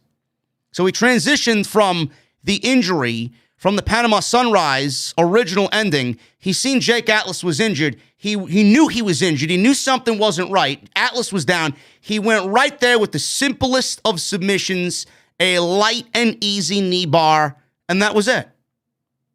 Adam Cole wins via submission. He beats Jake Atlas. Jake Atlas was legitimately hurt in this match, and Adam Cole, paying attention, great ring awareness, knowing what was going on, acted in a very professional way, man. That's what you love to see. Excellent by Adam Cole. After the match, Red Dragon, Kyle O'Reilly, and Bobby Fish came down to celebrate with Cole. Cole cut a very quick promo threatening another beating on Atlas. Orange Cassidy with a steel chain, and the rest of the best friends ran down to chase off Cole and Red Dragon. If you guys watch my extra from earlier, we talked about a new trademark in AEW that could allude to the new name of Adam Cole, Kyle O'Reilly, and Bobby Fish as a threesome in AEW. They are not allowed to use the Undisputed Era or Undisputed in any way. Their new name that was trademarked, and there is a logo for it as well. Their new name may be Paragon. And Kyle O'Reilly's mentioned that word in a promo once before. So we may be looking at this threesome, the former Undisputed Era, now named possibly Paragon. So we'll see what happens. Update on Battle of the Belts. Cody Rhodes is out. Cody Rhodes has been ruled unable to compete due to a medical protocol in AEW. So his brother Dustin Rhodes will battle Sammy Guevara to crown an interim TNT champion at Battle of the Belts. That is on Saturday night. Jesse and I will be live on YouTube to talk about Battle of the Belts. Cody's message on Twitter reads this, and I quote, "Friendly reminder, please get vaccinated. Children, babies can catch this thing, and they don't deserve that BS." Where did this message come from? Because he's not on Twitter. This message was, I guess, sent to people who have signed up to that text message mailbag that they do on AEW.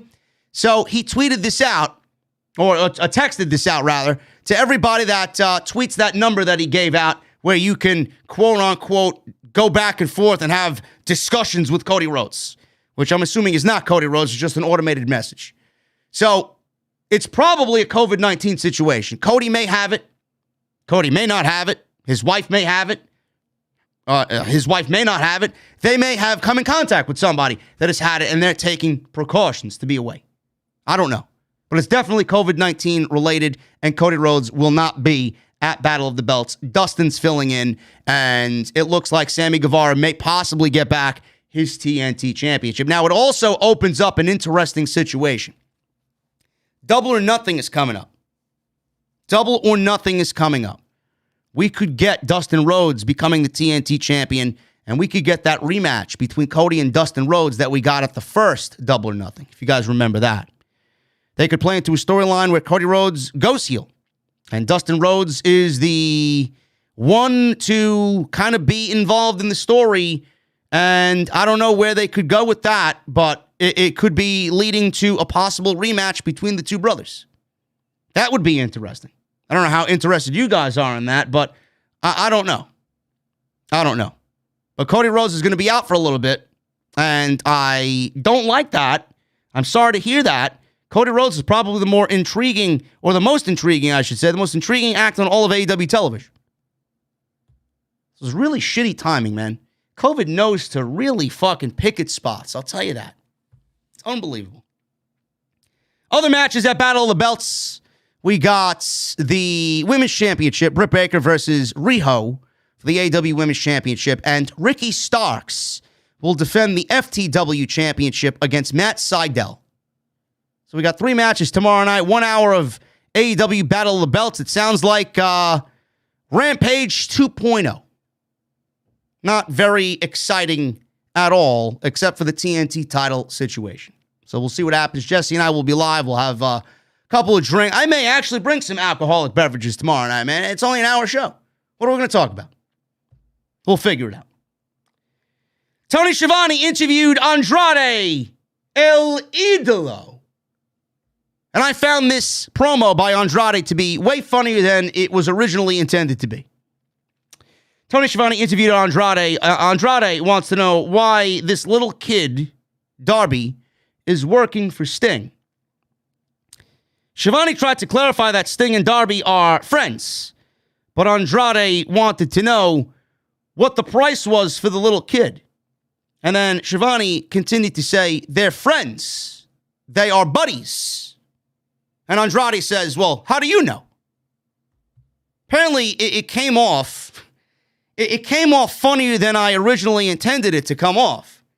Andrade thinking that everybody, like friends, like Sting and Darby, thinking that one works for the other, Andrade thinking that one works for the other was unintentionally fucking hilarious to me.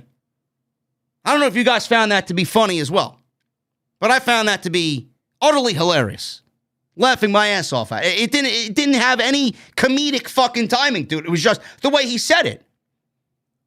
I loved it.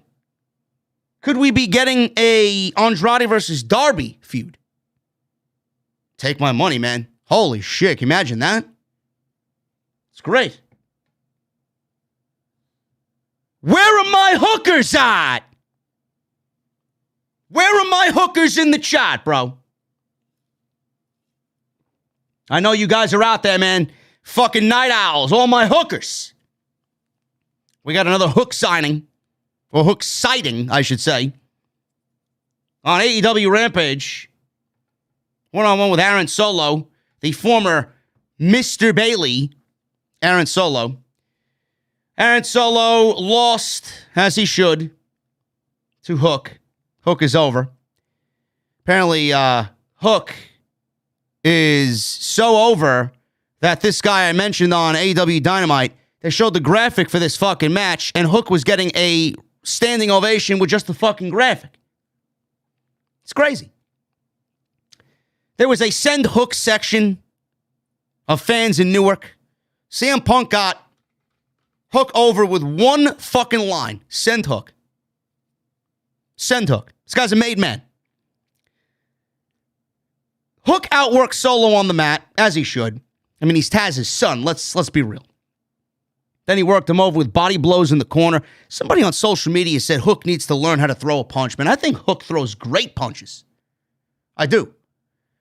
He was blowing Aaron Solow up in the corner with those gut punches to the midsection. And then he attacked Solow with some knees. Marshall tripped up Hook in the corner. And Solow went for the attack. Solow went for an Irish whip, but Hook countered into a Russian leg sweep. Hook then tied up Solow in an octopus hold on the mat. Hook hit the El Camino suplex, but Solow came back with a jawbreaker. Hook came back with a shoulder capture suplex. some forearms across the chin. Hook locked in the red drum or the redrum for the win. And that was it. The submission. 1, 2, 3. Aaron Solow tapped out. Goodbye. After the match, QT Marshall got in the ring and he was shoving Hook around. He was berating Hook verbally. And Hook dropped him with a head and arm suplex. Hook is just strong. Deceptively strong is Hook, man. He looks like a small guy, but he's not. He's deceptively strong. Red rum. I keep forgetting. Red rum. I got to get used to it, man. Red rum. Red rum. Right? There you go. I'll get used to it, man. I'll get used to it. So Hook wins. Hook is going to be the unofficial 6th pillar in AEW, man. You got to add Britt Baker to that. The 6th pillar of AEW. This kid's going to be a fucking star, man. This kid's a stud. Everybody loves him. He's going to be over. You know, everybody thinks that he's just going to be a meme wrestler. No, Hook is going to show you he is a legit fucking guy. Give him time. Give him time. Don't rush him. We talked about this. Jesse and I talked about it. Don't rush him to TV. Don't rush him to TV. Don't feature him every week. Everybody wants to see Hook. Keep him special.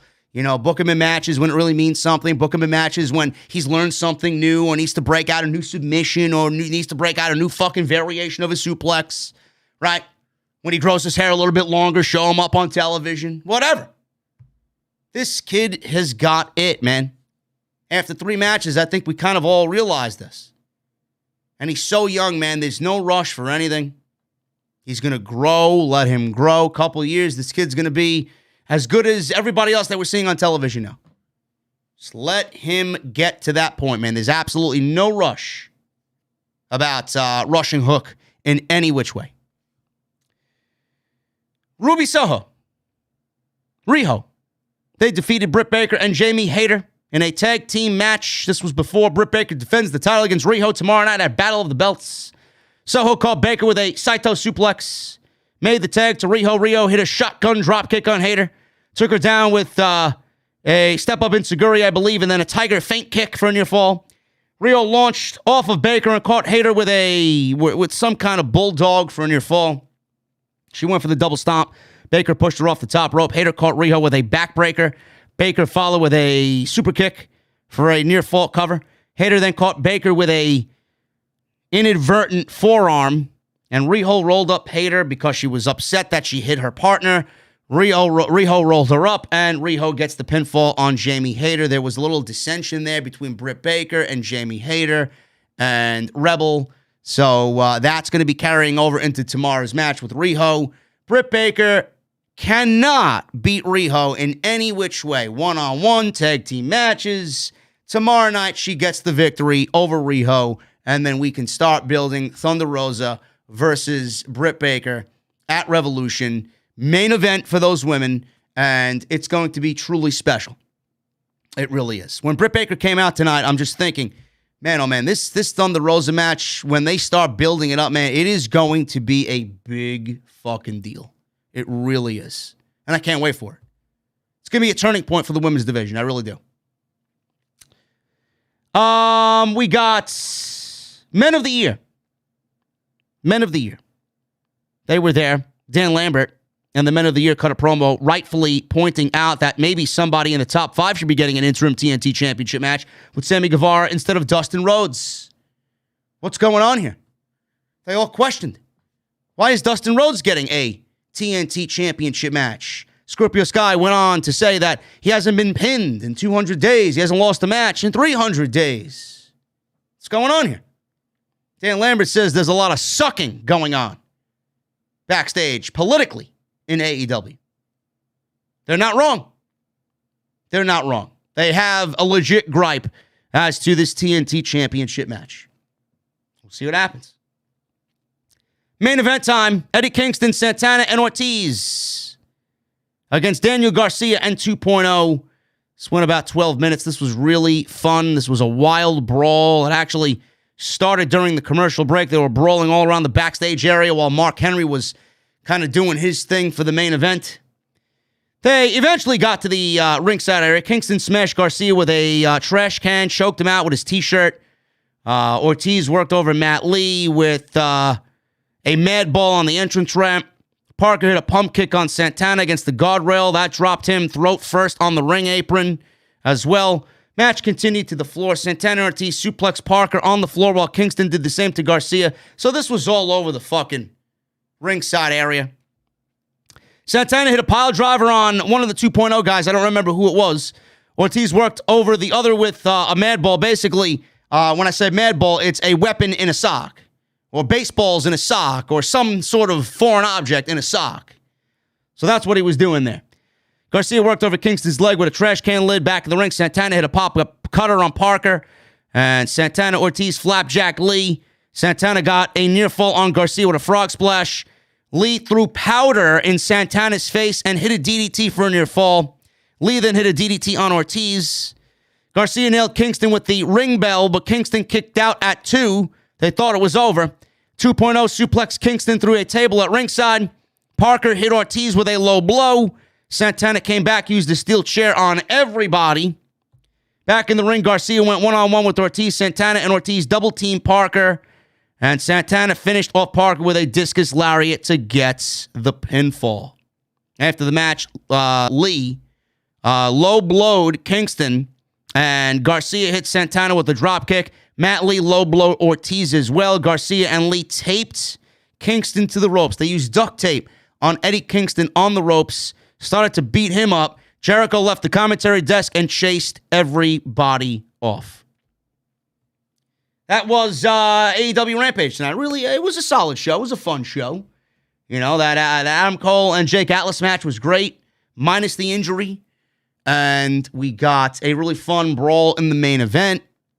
And Battle of Belts, man, I'm going to be completely honest with you. Battle of Belts looks like a complete letdown. It does. I wasn't even excited about it with Cody Rhodes on the show. It just looks like a complete letdown. It really does. It's a 1-hour extension of Rampage. That's all it is. And if this is what Tony Khan is envisioning for Battle of the Belts, save it. Now, I know they did Adam Page and Bryan Danielson on Dynamite, and rightfully so. That's your moneymaker. That's your big show. But hopefully, these Battle of the Belts shows, as we move on, there's going to be 1 a quarter per Tony Khan. Hopefully, we feel like these are bigger shows moving forward, and this is just an introductory to Battle of the Belts. Hopefully, get a World Championship match on one of these shows. Something worthwhile to watch. But right now, tomorrow's show looks like a complete letdown. I'm not excited about it at all. I was even thinking of cutting the review tomorrow night. All right, we'll see. I don't know. Maybe it'll end up being a good show. Maybe we see a surprise or 2 on the show. I don't know. It is what it is. Listen, guys, I want to thank you so much for joining me on this Friday night, man. We discussed a lot. We discussed a lot on tonight's show, man. I appreciate you guys very, very much. Had a great time reviewing this show tonight. Make sure you guys get those super chats in, man. We're going to hang out. We're going to read through them all. We're not leaving until we do. So get your super chats in, man. It's last call in the venue. It's last call at the bar. Get your super chats in. We're going to hang out and read through them all. Make sure you guys hit that thumbs up. We are 15 likes away from 1,000. Hit that subscribe button down below. Turn on the bell for all notifications. Continue to join the family. Join the OTS family. Become a VIP on the channel. And go and check out all the other videos that you might have missed on the channel, including today's OTS Extra, talking about Samoa Joe being released from WWE. We talk about that extensively. Also, yesterday's live stream on Thursday, we talk about all of the NXT releases and what it really means to NXT and why they are doing Triple H dirty. Lots to talk about, man. And I may be back with an extra tomorrow as well on Saturday. Let's start at the top, man. Let's start at the top. Michelle Moran with a $5 super chat. Heel Seth versus heel Roman.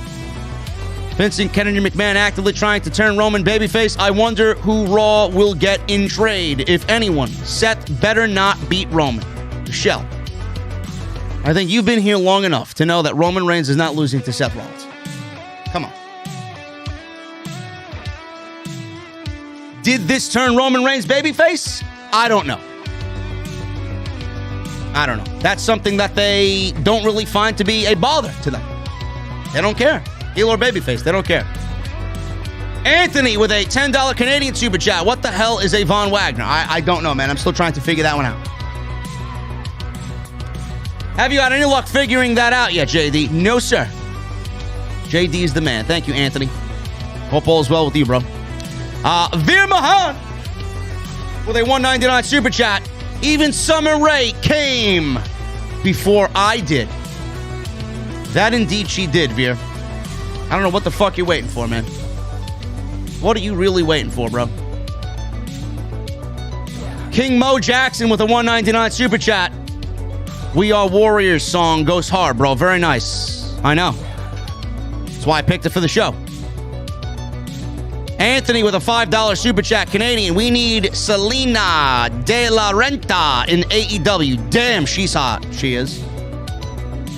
We don't need any more signings in AEW. Except Keith Lee, Ember Moon, Wyndham Rotunda, and whoever else is out there. Who else is out there? Cross.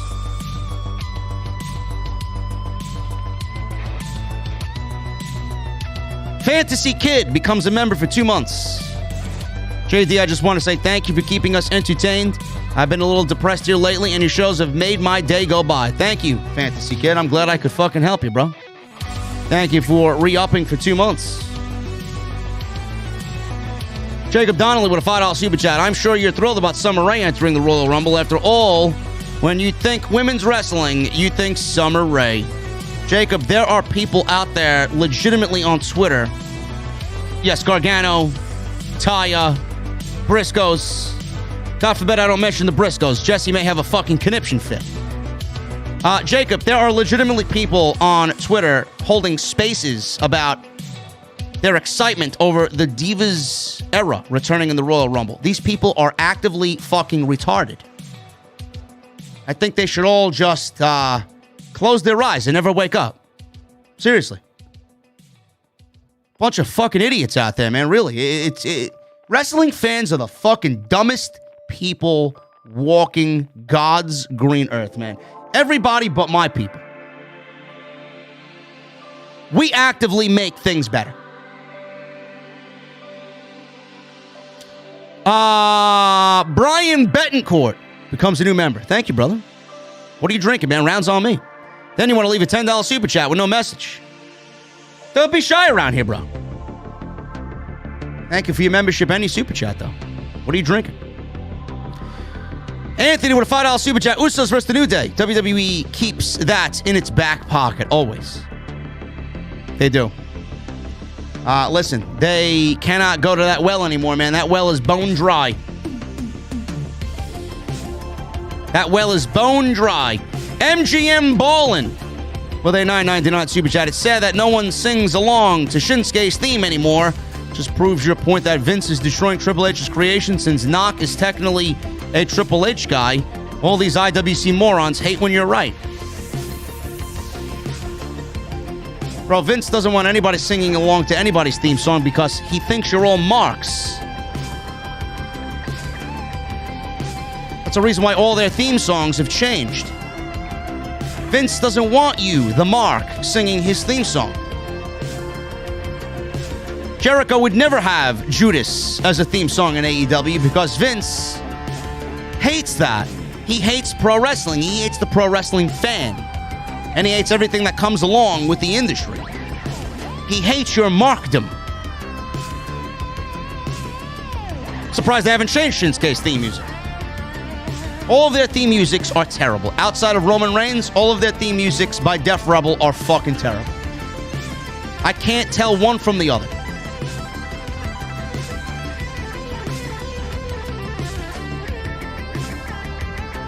Riley Johnson with a $19.99 super chat. Thank you, brother. I want to see Hook versus Riddle. Could be a future match down the line, man. Could be a dream match down the line. Cam G with a $10 super chat. An Impact Wrestling partnership is stupid. Impact Wrestling itself, Cam G, is fucking stupid. I don't know who watches that garbage. D Bastardo with a $5 super chat. argued with a WWE puppet today. It's like they lower their standards and let Vince pull their strings. They stand for nothing and then defend it. JD, baby. Bro, I instantly block, man. One of my things, I need to do better at what I want to do. Anytime I see anything that is disrespectful to me based off my wrestling takes, I block. If I engage with somebody, that really means that I'm fucking angry. 99% of the time, I will block, man. I'm not even engaging in these people. Don't even waste your energy, man. Just block. Block and move on. The hide reply button on Twitter is a beautiful thing. It really is. Nikki Boy with a $4.99 super chat. Is it possible that Impact is making her enter the Royal Rumble and she has no say? Does Impact control where the belt goes regardless of who the champ is? I don't know, man. I find it very difficult to believe that with this partnership, Mickie James loses that Impact Women's Championship and doesn't take it to the Royal Rumble. The whole point of this partnership is to get Impact's title on WWE TV, correct? So why would she lose it to Deonna Purrazzo? What good is Mickie James if she loses the Impact Championship to Deonna Purrazzo and then enters the Royal Rumble? What's the point? That only will enhance her being a fucking loser and a shill. She needs to win that match tomorrow night. Cam G with a $5 super chat. Why don't they do Rollins, Reigns, and Lesnar at the Rumble, winner take all, and then have the winner of that match face the Rumble winner at Mania? No. Now, the way that I said is the best way. I'm honestly tired of booking WWE because every time I book something, it's going to be infinitely better than what they do, and then I'm only going to end up being disappointed.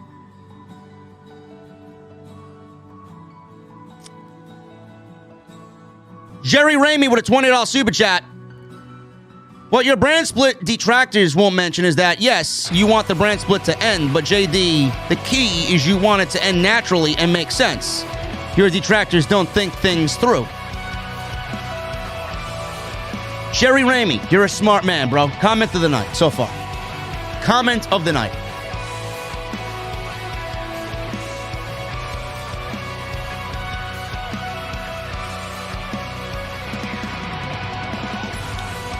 Martin Jordan with a $4.99 super chat. Please talk about Hook. Hook greater than Roman, but by far come in one. Hook is not greater than Roman, Martin. I think you may have had too much to drink at the bar. Somebody in the venue should have flagged you, bro. Paul Van Tassel with a $5 super chat. What Ray Phoenix reminds me what Sid Vicious did when he landed on his foot. Yeah, it was definitely in vain of Sid Vicious. Sid Justice, yes. Hooligram with a $5 super chat. Half of the Women's Royal Rumble participants are MILFs over 40. Ha ha ha ha. Enough said. LOL. Hashtag OTS for life. Bro, the Women's Royal Rumble is the worst field of competitors I've seen in a Royal Rumble ever. It's a fucking embarrassment. Anthony Olivares, $10 super chat. He says, hey, yo. By the way, he has a Razor Ramon thumbnail picture. Hey, yo. Earlier today, I watched NXT War Games 2018, and holy shit, bro, the difference between NXT of old and NXT of now. I feel sorry for Trips, brother. Yeah, me too. This one goes out to Paul Levesque, man. Mick Swagger with a $2 super chat. WWE is so depressing. OTS is all I need. Monday and Tuesday. Bro, I'm here Monday, Tuesday, Wednesday, Thursday, Friday, Saturday. Sometimes Sunday. Jordan, 23 with a $4.99 super chat. Hey, JD, I'm currently battling through COVID. Starting to feel much better. Two of my buddies were at SmackDown. They told me it was horrible. What a shocker.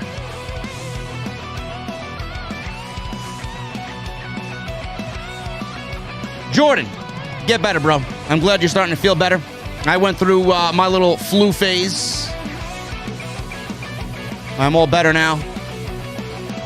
And your two buddies sound like two unintelligent guys, bro. I don't know why they would spend money on going to SmackDown or any WWE show.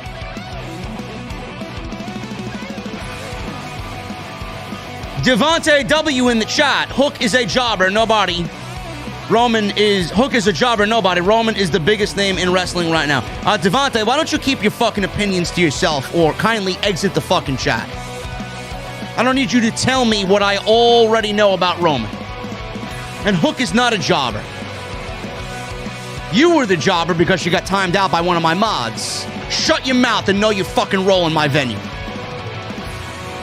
Okay? Show some fucking respect in my fucking venue.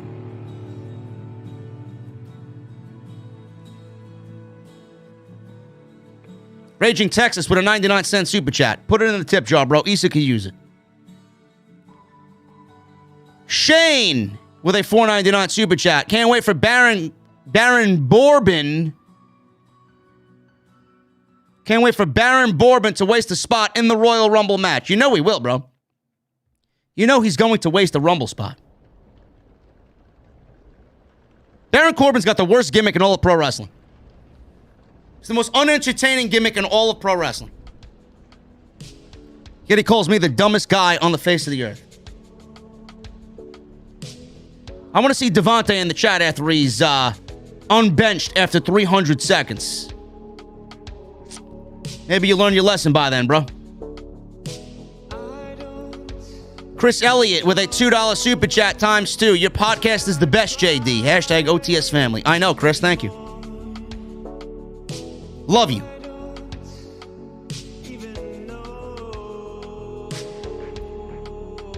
Marcus Peterson becomes a new member in the venue, man. Thank you so much, Marcus. You are now sitting VIP, bro.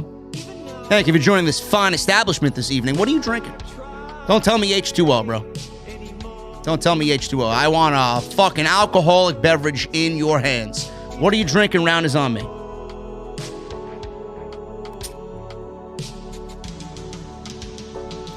Brandon Hill with a $10 super chat. No message, bro. Don't be shy around here. Don't be shy around here, bro.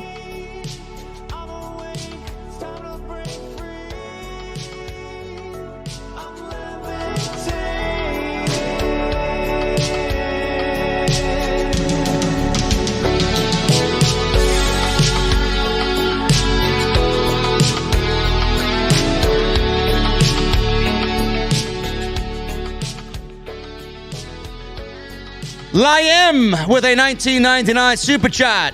February 19th, Jeddah, Saudi Arabia. It's my city of Jeddah. Let's fucking go. Keep up the great work, JD. You're a fan from Saudi. Listen, man. Shout out to you from Saudi Arabia, bro. Holy shit. Crown Jewel was a great show, man. I was pleasantly surprised with Crown Jewel. Hopefully they do the same. And Justin Striplin with a $4.99 super chat. After admitting that the contract he signed in 2019 was going to be his last, I was very surprised that AJ Styles signed the new deal with WWE. Jesse, listen, are you falling asleep behind the bar, bro? What's with the Z's in the chat? Why don't you pour yourself a shot of Jägermeister and wake the fuck up, bro? I'm going to have to ask you to close the venue down, bro. I need the floor swept. I need the floors mopped. I need the ice bins filled. And I need you to check on the freezer, bro. I heard Dana Brooke had a break-in earlier, and she ate some of the product that I had ordered in the week. So please go and do that for me, man. I need you to take care of all that for me, because I'm about to get the fuck out of here.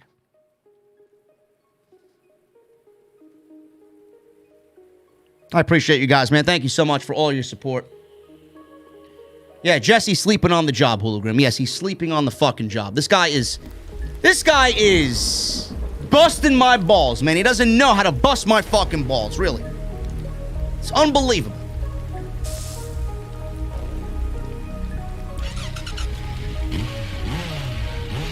Bro, that song is fucking awesome, bro. I'm telling you, man, if you stop and listen to the fucking song, man. Seriously. What the fuck is wrong with you, bro?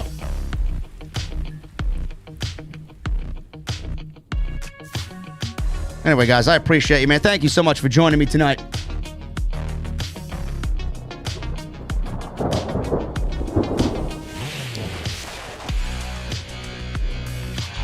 We broke this thing down. We talked about Mickie James, Cody Rhodes, Roman, Lesnar, Seth, Macaulay Culkin speaking the truth. We talked about a lot tonight, man.